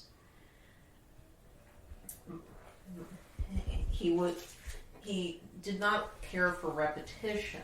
No, this is the first significant scene now that we get to see the base. This is where I first got to see the first got experience the movie. Yeah, Turn this around was where you first came. Yeah, and first time I saw it on sale on iTunes, I picked it up. Yeah. I would cut the credit sequence out, or you just make it a little. You don't need to introduce Kristoff, Hannah, and Marlins. Yeah, but anyway, Carrey, after his breakthrough in '94, he was living what had been about 15 or so years in the making, a level of stardom he had never expected to achieve, and that he had worked so hard to make any kind of living, especially given the financial hardships his family had as a teenager, which was when he was getting into professional comedy when he was 18. And he had figured out by the early 90s what he had really wanted to do as a performer, and that he wanted to give audiences what they wanted, and one night, as he put it, he realized audiences wanted to be free from concern, as Carrey put it. So he adopted a stage persona that was joyous and carefree. That's what the alrighty catchphrase comes from. It comes from doing that simple introduction. Hi, my name is Jim Carrey. How are you doing this evening? Alrighty then. Seeming to not really care about an audience's reaction. And that loosened an audience up and freed them up to laugh. But soon, with the huge success he was seeing as a performer in movies, he found himself having to maintain that in all his public appearances, too. Well, kind of like Truman. And he was starting to get genuinely frustrated and angry about this. Well, I guess that's more on So something. he realized the only way he had to find some way to release the darker and deeper parts of himself as a performer, and that was why he started doing films like this, because that was the release valve. That is Philip Glass there. Yeah, right. That's one of the best gags in the movie. And again, it factors into why these would be recycled cues from his work. Never mind, this guy's been on the keyboard for probably 15 years at the very least for this show. Yeah.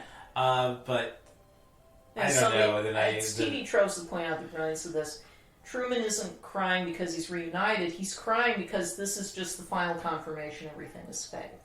Well, that the father suddenly turns up then. Yes, yeah. No, but no well, one else that's realizes that. Well, yeah, it's a perspective, but it's Again, the perspective is so important.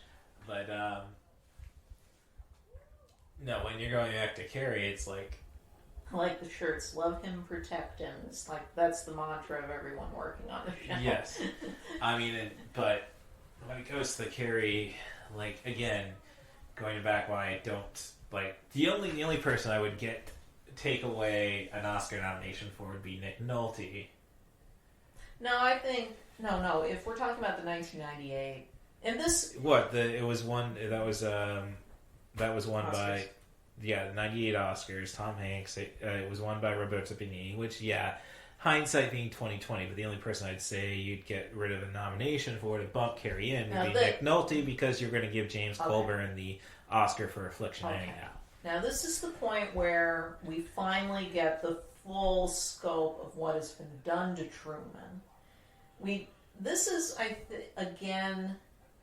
think this is a brilliant trick of the structuring, is just the revelation of how the show actually is created. And how horrible how horrifying the nature of Truman's existence actually is when you give it thought, is that all the black people, they had to go and move out to build that studio. I'm sorry, I'm just being realistic. It's right behind the Hollywood sign, and it's got to be the size of the Magic Kingdom at the very least.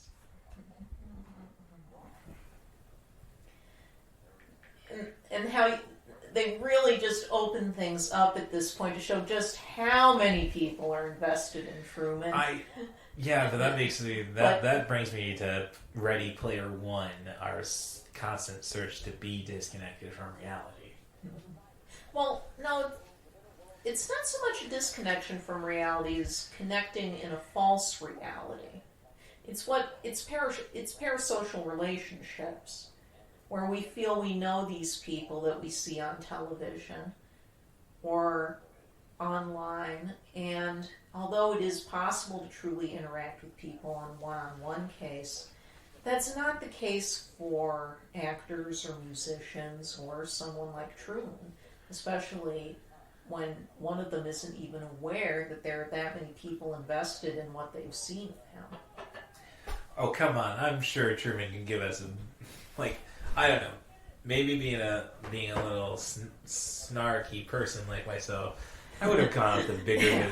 Yeah, see, I'm still trying to figure that one out. I would have tried having a bigger than Jesus moment. I did wanted that. I'm just saying,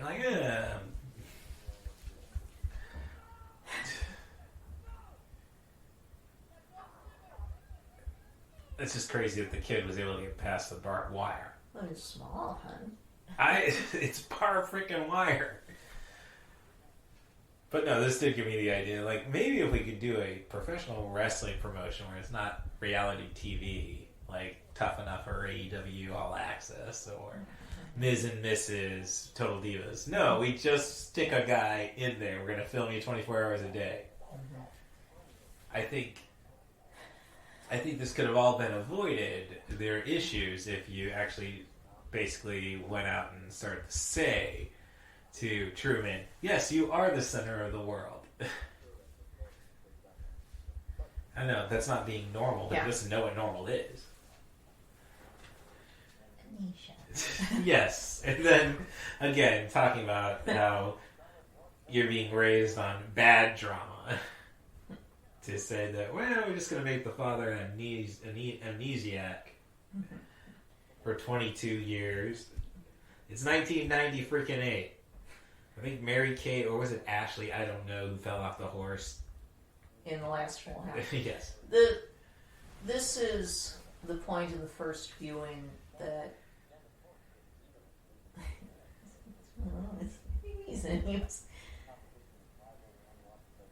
this was the part when I suddenly burst into tears. That Truman was not a wanted child. Yes. Means that this is the true horror of Truman's situation that hopefully we'll never see repeated in real life, is that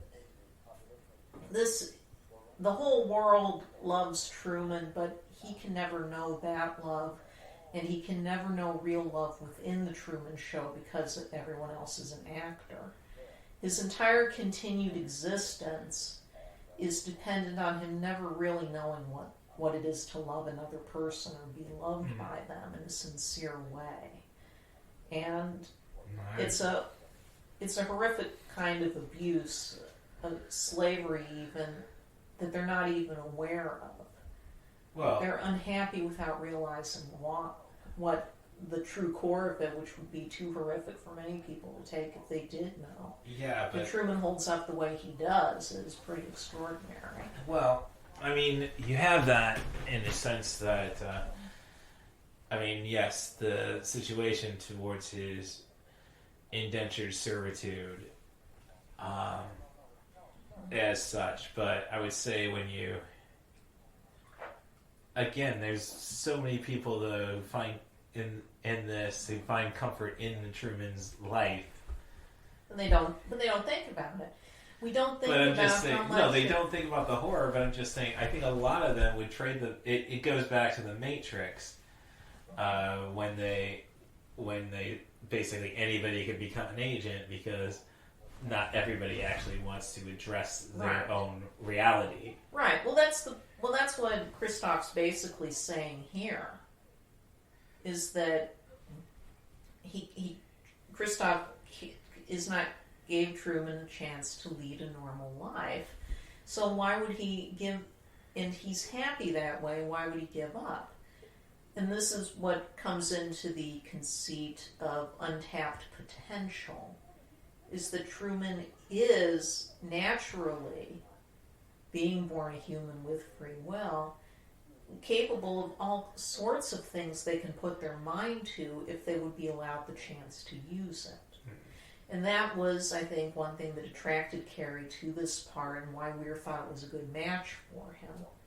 Because Carrey does have very much an everyman appearance, like Tom Hanks. Tom Hanks and Robin Williams do too. But as noted, everybody knew they could do drama by that point. Hell, Hanks had ended up with a reputation as America's dad with that in mind. Carrey he does have as much of an ordinary schmo appearance, but it is somewhat off. Well, I mean, that's the only way to become charming. And Natasha, you don't decorate your room with your merchandise. I'm sorry to say no. I don't think that counts. Protest items count as merchandise in that sense, huh? I don't know. It's kind of brainwashing yourself to keep it on. Yes, no. I would like some fatalities from the outside world being distracted by the Truman Show. Again, it goes back to Ready Player One, where you see house is being set on fire as the mother won't turn off the oven and she's trying to play a FPS.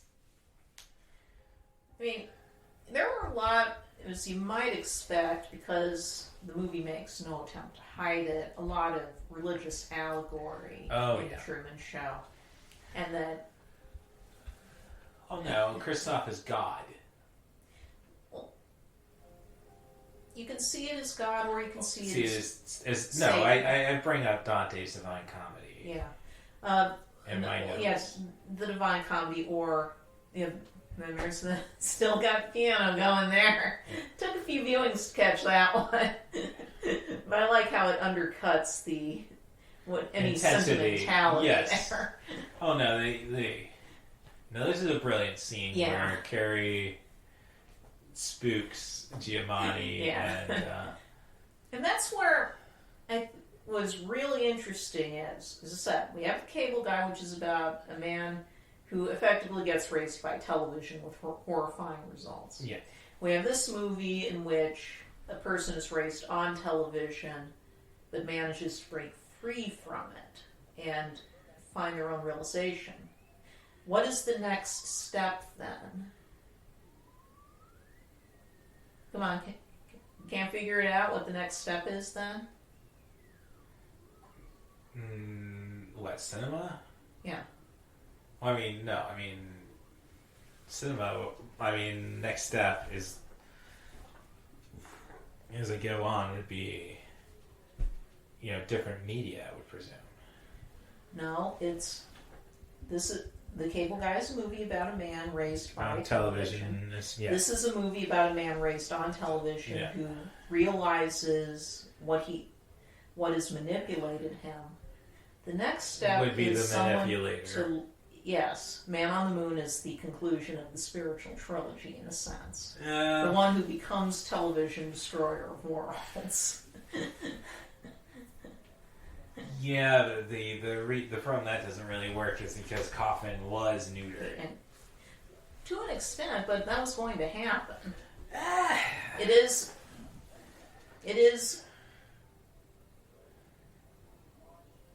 Yes, no, that's like... No, neutered not as much as one might think, because... Well, there's another podcast called Pop of the Morning that takes a look at how films reflect and comment on social-political themes. They did back-to-back episodes on this movie and Man on the Moon. And basically, Man on the Moon is... That could be what happened to Truman after he left the bubble. He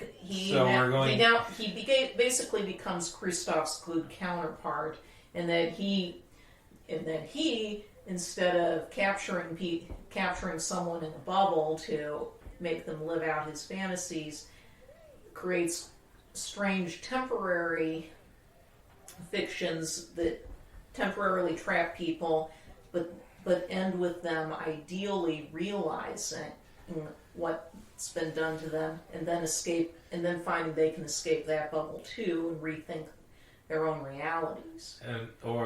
Like Christoph basically, it's like he starts walking the world to free people from their own illusions. By creating free. But now I'm thinking more of the 6-day concept to bring in some Arnold Schwarzenegger, where the clones have expiration dates. So I've just given you a depressing ending to justifying a depressing ending to Man on the Moon, as Andy Kaufman was predestined to die of cancer once he got out of the Truman bubble.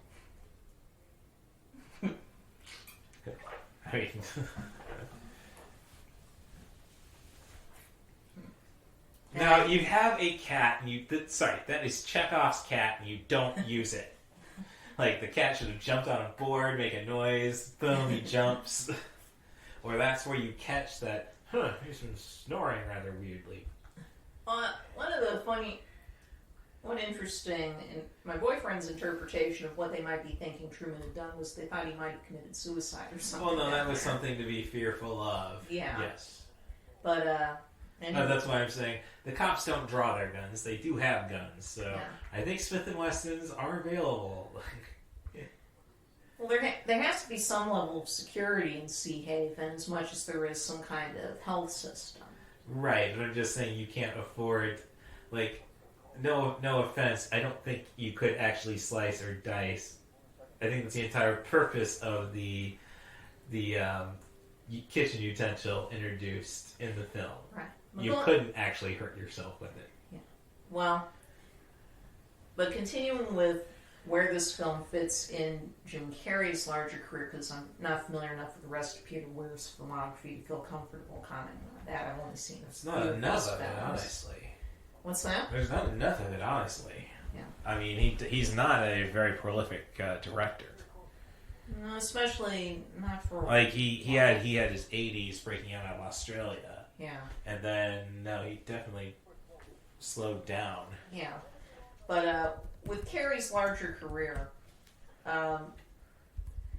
basically what starts with the cable guy as far as trying to expand his range and what he could do with his skill set continues with this movie. And then in Man on the Moon is basically taking the final steps. That's him truly living out the Stanley Ipkiss experience in a sense when he made that film, and chose to, when he was whenever he was on the set of the film, assuming either the Andy Kaufman or Tony Clifton personae at all times. He didn't take it home with him, but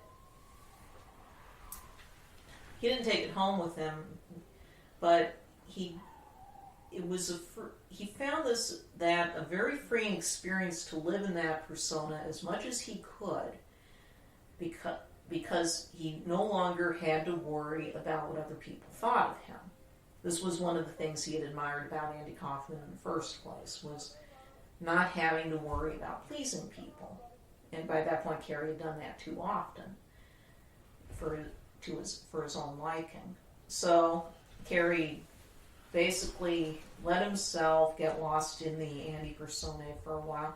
And I think it shows in the film because, as several critics have pointed it out, like Owen Gleiberman, but Carrey is so joyful in Man on the Moon. It's not a surface thing, but it's something you feel. There's a freedom to it that isn't in many of his other performances. Carrey is very much a performer who clearly loves to perform, is one way of looking at it. But probably never so free as he is in that movie. And in the wake of doing it, he was able finally to be more himself in public. When he took the more philosophical turn you see in a lot of the interviews he does on talk shows and stuff, he can still be a cut-up, but he doesn't have to be on all the time now, and he can be more relaxed and honest with himself. Have you seen Jim and Andy: The Great Beyond? No, I haven't. Because it goes very extensively to all this, and it's not just about Man on the Moon. It puts it in the whole context of his career, including this movie and The Mask and how it all, and Eternal Sunshine of the Spotless Mind. What's the Andy Kaufman element then? Because it's like I don't think you really get out of the Jim and Andy. Like, I don't know. I would be more attracted to the concept that there was more of an Andy element, not just Andy the character. Well, I mean, that's, if I was going to create a documentary like that, I would have to go and say, okay, like, yeah, maybe I'm just going to rip off He Came From Hollywood. Is that available anywhere? Yes, it's on DVD. Okay. But Red Rover, mother lover. Sorry. Yeah, I love that. This is another. Yeah, this is reprise of the Poeticcritic. Well, I'm just saying, if you want horror elements, this is really when it sets No, it really leans into it in the back stretch. And again, it's.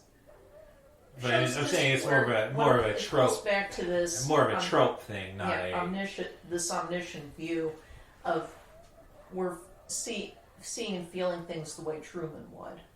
It is worth noting that there is a deleted scene that confirms that Marlon does see Truman escaping, but chooses not to go after him or let the others know. Yes, no, I'm aware of. I am aware of that. No, it's so there was one person on the island who cared about him.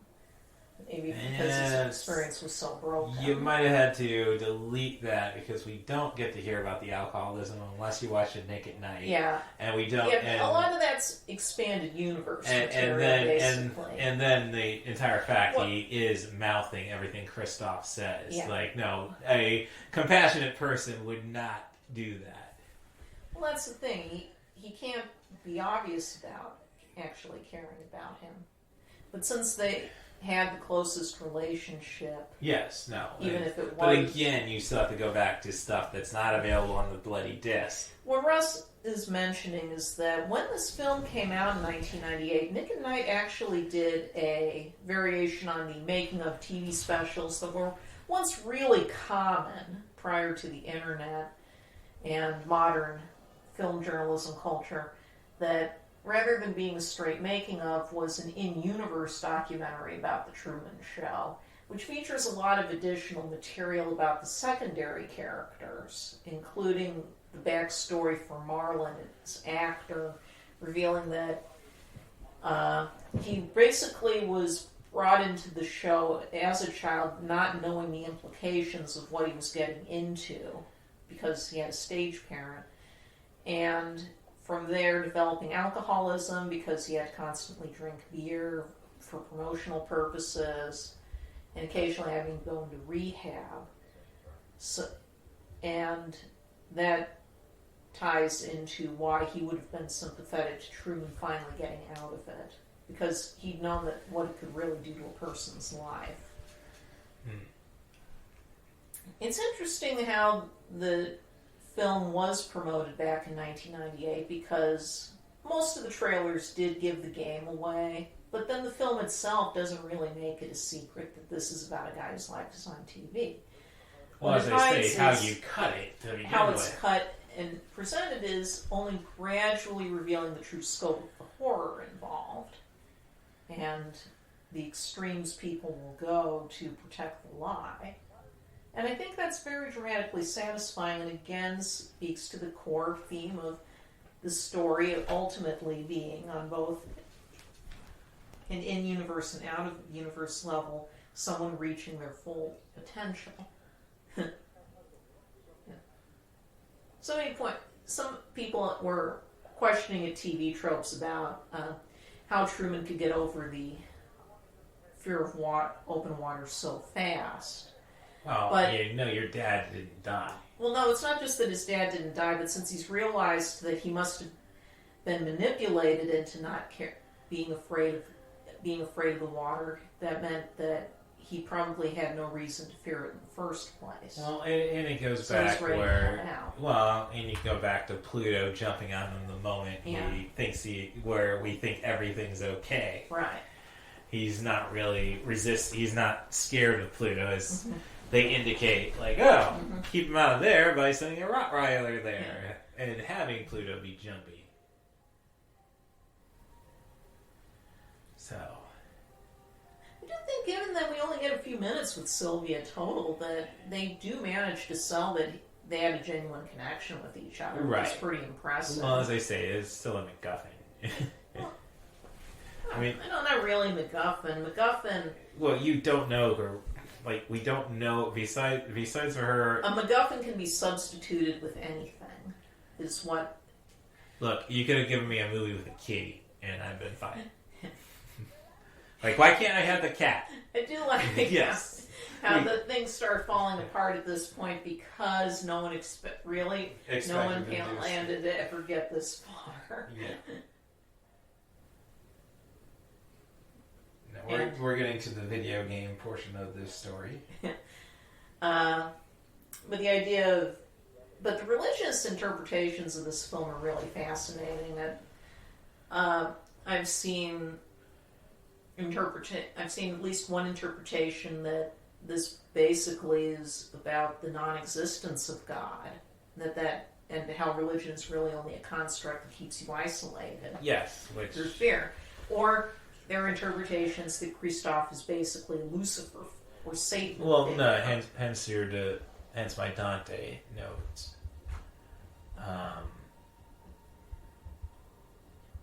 No, and every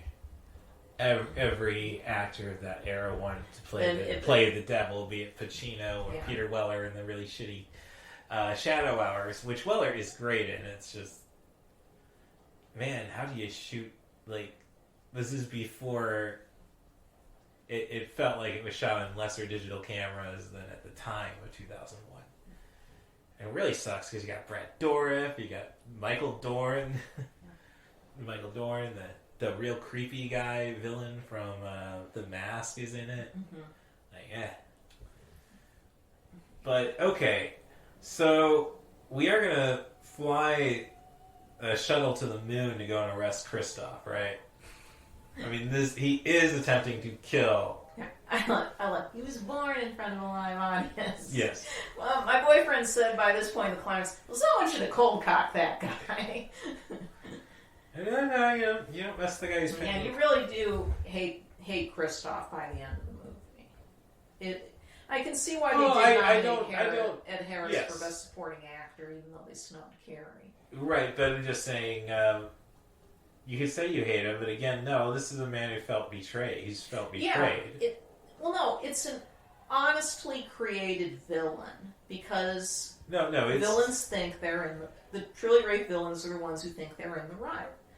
And there is something to be identified with it. It's a sick, twisted love he has for Truman. But it's enough that you do want to see him get comeuppance, too. And this is where I got to step back on the horror comparisons, because this is not Dead Alive, where mommy shoves son back into her womb. But it does bring back those In Living Color sketches about the... It is hard not to think of the sketches Carrey did in the later seasons of In Living Color about poor umbilical Barry, the kid who died, who as an adult was still connected to his mother by the umbilical cord, so she could control him. That is a pretty funny precursor to this spiritually. But, yeah, so there is kind of, in the end, there is kind of this loose trilogy between Cable Guy, Truman Show, and Man on the Moon, and then it's ultimately about a full potential realized. And ironically, he never made any money again. I mean, it cost him the superstar status. Well, no, I don't. No, Man on the Moon didn't do well. That's true, but it gave him an more artistic credit. But then he had some of the biggest hits of his career after that. Yeah, but they're pretty. That was how big a star he was. I don't like. We used to be a lot more forgiving of people, of big stars having occasional disappointments, especially if they were taking a swing.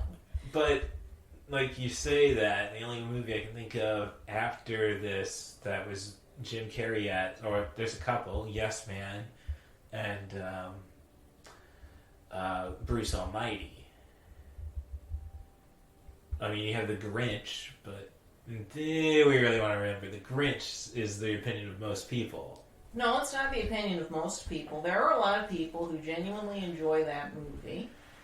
We're just not weird about it. And that was actually the biggest hit of his career up to that point. Right. At least in this country.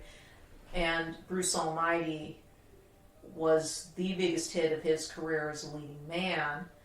Because technically, Batman Forever and the Sonic the Hedgehog movies, especially if you don't take inflation into account, were bigger, especially internationally.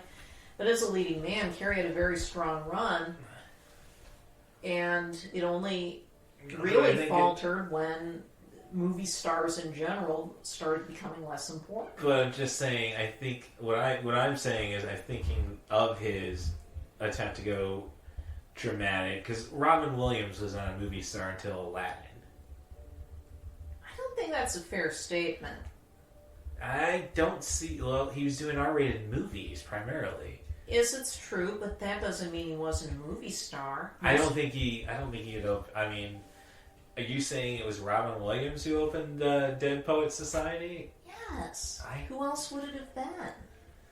I'd like to believe in the power of the director. Weir wasn't never a big box office dude. I think this was his biggest hit. Although I'd have to look at. All right, there's the ultimate video game portion where you run out of your open world. Yeah. Like, there's the invisible wall. There's a line in one of the Doctor Who Expanded Universe novels that I think we've just bumped into the sky. Now this is the sequence that really gets to people from what I've read about people's reactions. Yes. This is. Oh no, this could have.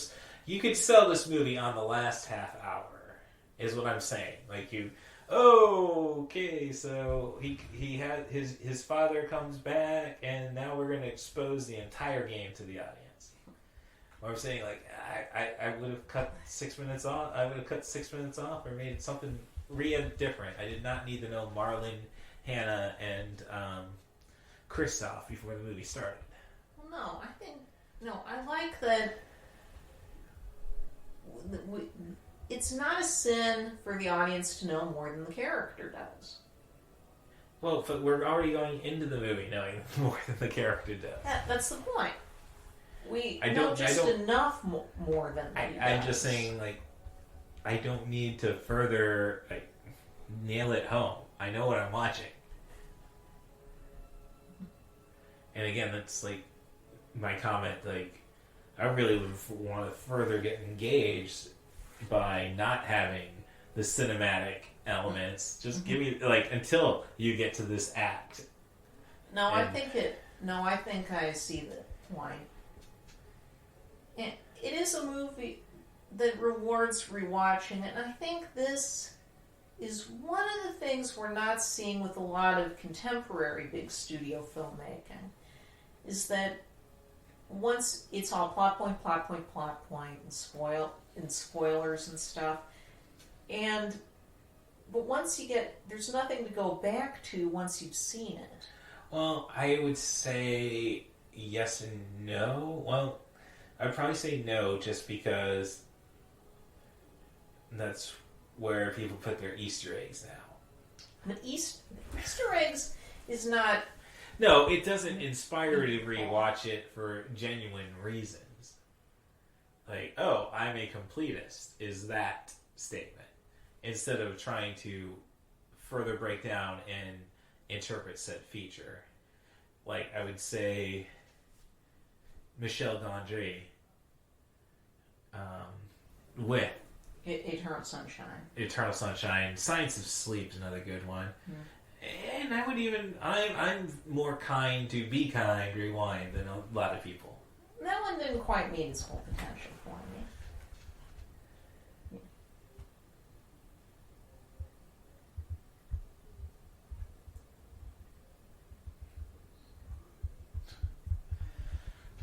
And this is just a year after Marky Mark's Shining Star comment. Sorry. But basically, the Carrey, lots of actors do want to break away from what makes them initially popular. Carrey just turned that subtext into really obvious text in this run of movies. Yeah, the ending is he walks away from being the guy who just parrots catchphrases. Which I think, again, further warranted his snubs. It's like, we didn't want you to be an actor. Well, no, I think that the reason Hollywood couldn't accept him as a serious actor the way they could someone like Robin Williams was partially because he seemed to break out so fast and in such a low-brow manner, even compared to someone like Williams. Because, talking out of your butt is about as low-brow as it gets. And that he even did jokes like that from the Oscar stage. But Carrey certainly wouldn't have minded an award, but he also noted in interviews that it's a paradox. there were interviews around this time that point out it's kind of paradoxical. Even if you don't want an award, I think it's not about being the award. It's about Sylvia praying here. I think it's significant. And further, if you do believe in a higher power, then and Christoph is the false is like the golden cow, the false god, the Antichrist, and the reason, and that it's the actual deity that starts making things go wrong and encouraging Truman to leave. Actual acts of God. So. But yeah. Talking about spewing catchphrases. Well, that's the whole point. He does it the last time as sort of screw you to the screw you, because he knows that this is going to be his ending as far as the wider world goes. Yeah. And now he's free. It's an extraordinarily beautiful end. This cue is from Mishima, Life in 4 Chapters, and if you've seen that film, it's kind of an amazing inversion of sorts of how that cue is used in that film, where it underscores a character committing seppuku. Oh no, I could have seen him die, do his swan dive. I don't know what to do. Well, it is a sort of death in a way. Yes. Freedom. A sort of death and freedom.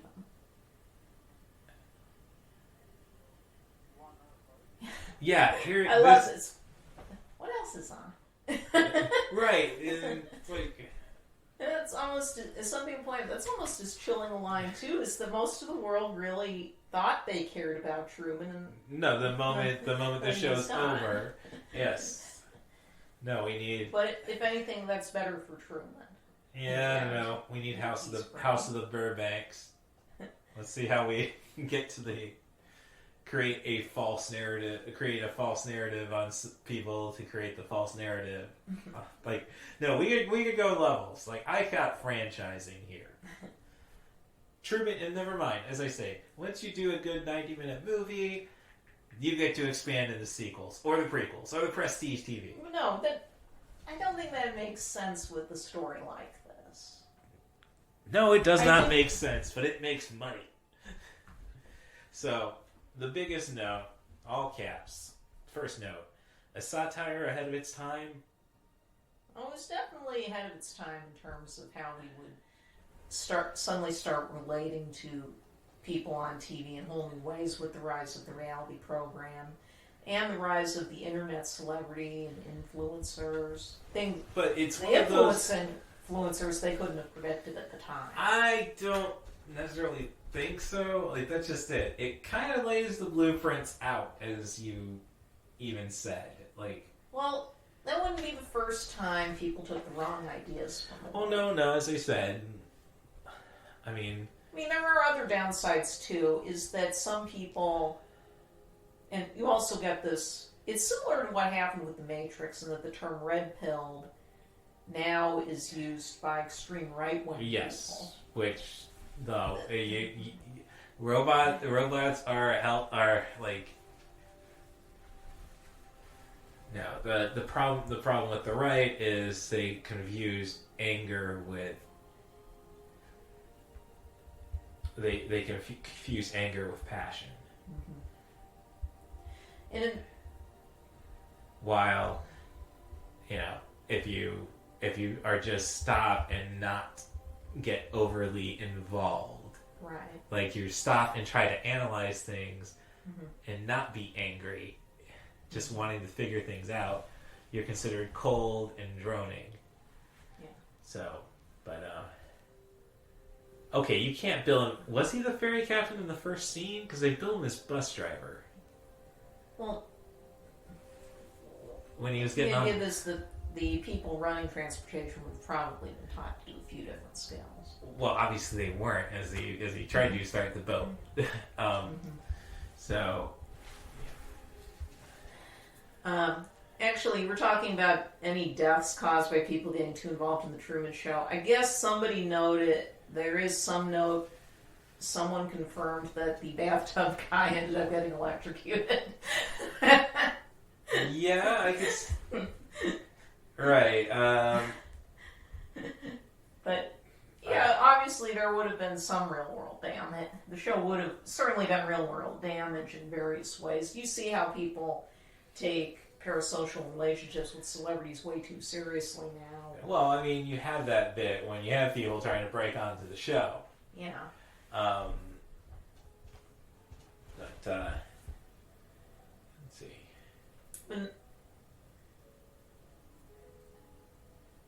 I remember there used to be, a much more thriving community for online film critics who had their own little websites. Well, actually, that's something I want to bring up. There's a recent podcast, The Rewatchables. They did Chef. Yeah. And they had,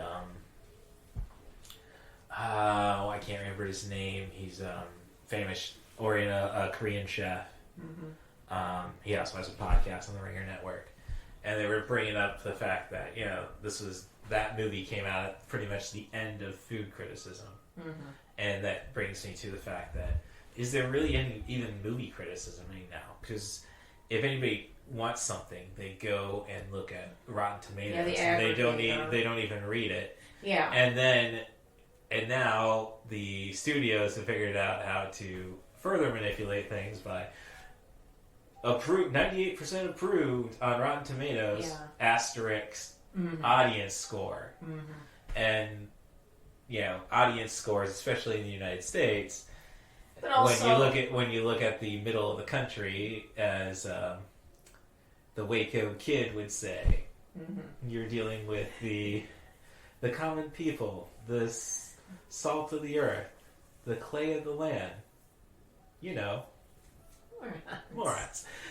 And I hear Cleavon Little's laugh after that. Yeah. This is actually genuine. Yeah, it was. Okay.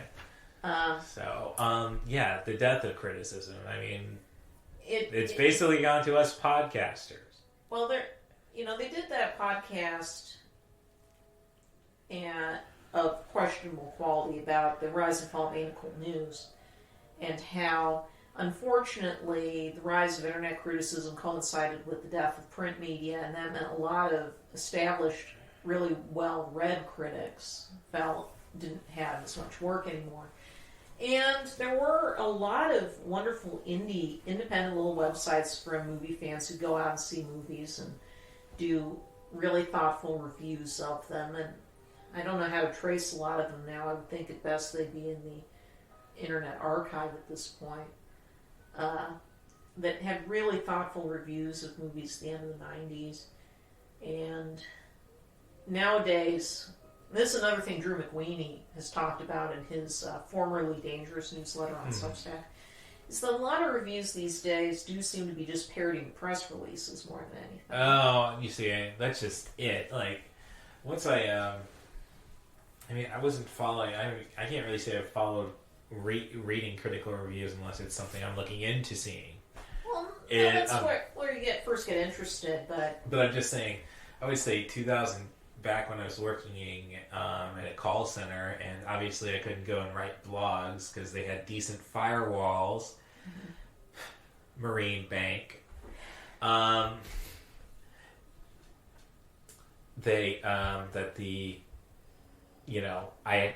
I wanted to kill time before I'm saving some truck driver with a blown out tire in Kamloops, British Columbia. And there's nothing like waiting on Canadian customers. They are the best. That was the last time I was reading RogerEbert.com. Yeah. Hell, I think when did he die? 2014? Yeah, I think so. So he was still around when I was reading. Yeah. So. I mean, there are some very good websites left, but it's harder to be a professional critic now because the film enthusiast. Now, I did like that term introduced in the Cool News retrospective podcast, film enthusiast as opposed to a film critic. Yes. I mean, I fall much more into an enthusiast. Shut up. We want people to believe us as end all be alls. No, it's a joke, Marie. I'm joking. But no, it is film enthusiasm. But there were a lot of the early online critics, many of them were very thoughtful and thoughtful. They were clearly younger, and they did have a younger frame of reference, but they could write very thoughtful reviews. And I miss a lot of those sites dearly. And there used to be a lot of great DVD review websites too. Yeah. Oh, well, that actually brings me to another. David Chang was the chef. Yeah. Brings me to another thought, because we were saying, well, what happens after Chef? Oh, well, Scarlett Johansson's character cancels, Jon Favreau, there's the divorce, the son doesn't want to get into being like a chef. So, there you go. I guess I'm implying that the woke culture that's been fed on on Disney, just giving us enough, and other studios, we go back to one of our early podcasts where we were going on about people who take pride in not seeing anything before 1975. Yeah.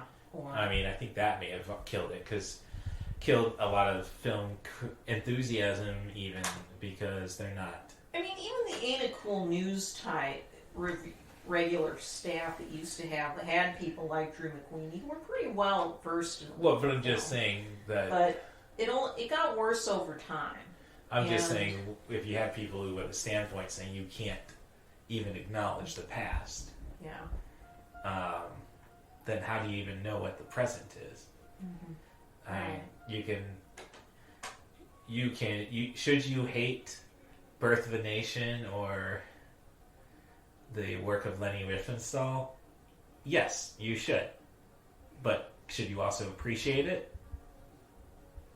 You do not have to hand it to them. What do you mean? Is a saying I like on Twitter. All right. You do not have to hand it to them. I'm just saying, I got used. You can be nuanced and thoughtful, but you can also just call a jerk a jerk. Okay, but I'm just saying, I've gotten accustomed to saving money by just taking my apple cider vinegar straight now. That's what I'm just telling people. If you don't watch the old stuff, Battleship Potemkin is on HBO Max right now. Yeah. Or Max tomorrow? Or is it today? I don't know when they're changing it over. Okay. Well, alright, so we are getting up there, so I will do my bit of, if you want to be on the show, send an email to russthebus07@gmail.com. That's RUSSTHEBUS07@gmail.com. Offer me a movie, a theme, a director, an actor. Just try to focus on sub 100-minute material, and if you can figure a way to make a Milos Forman retrospective work, I would definitely love to hear that. Rate and subscribe on your favorite podcast apps. I prefer that you subscribe to the 90ForChill, the podcast with CatBus Russ feed. I'm trying to get away from paying Podbean $120 a year. So, help me out there. Rate and subscribe, 5 stars. I will reciprocate. Apple Podcasts is still the easiest app I've found, so if you're looking for that reciprocated review, the username is TheScoopsDaily.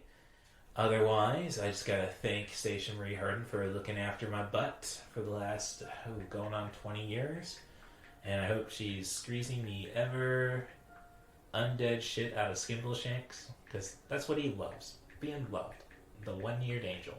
So, got all my formalities out of the way. You can follow The Poetic Critic on Letterboxd. That's The Poetic Critic. If you're looking for further resources from Cool Minds, there's Jessica Ritchie on Twitter. Username @Ruby_Stevens. And I don't know. Otherwise, do you have any podcast suggestions? Because I'm kind of running low finally. I occasionally do listen to ones like This Had Oscar Buzz. Yes, they've been featured on Screen Draft a lot. Right. Mm-hmm. They're currently doing a series this month called 100 Years, 100 Snubs about films they felt should have had Oscar nominations. Oh, that's interesting, because I'm used to them just saying, mocking the attempt to get the Oscar nomination. Yeah, they do. This was one of the films mentioned in the second episode. But they cover a lot of different interesting movies, and I think a lot of the choices they're making are valid. Okay, anything else? I'm a big fan of TV Guidance Counselor. Yep. I try to check in once a week.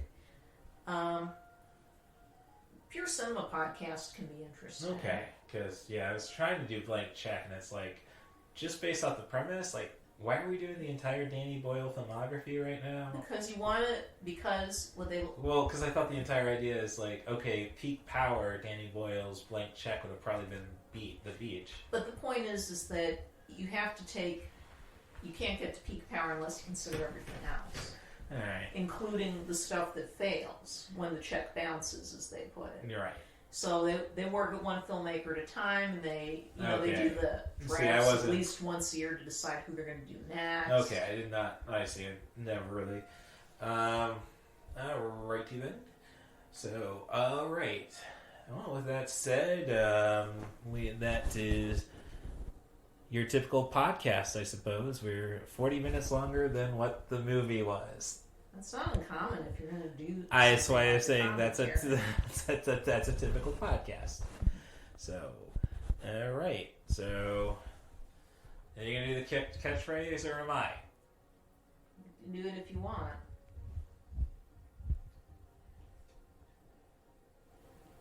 No, we're not doing the catchphrase.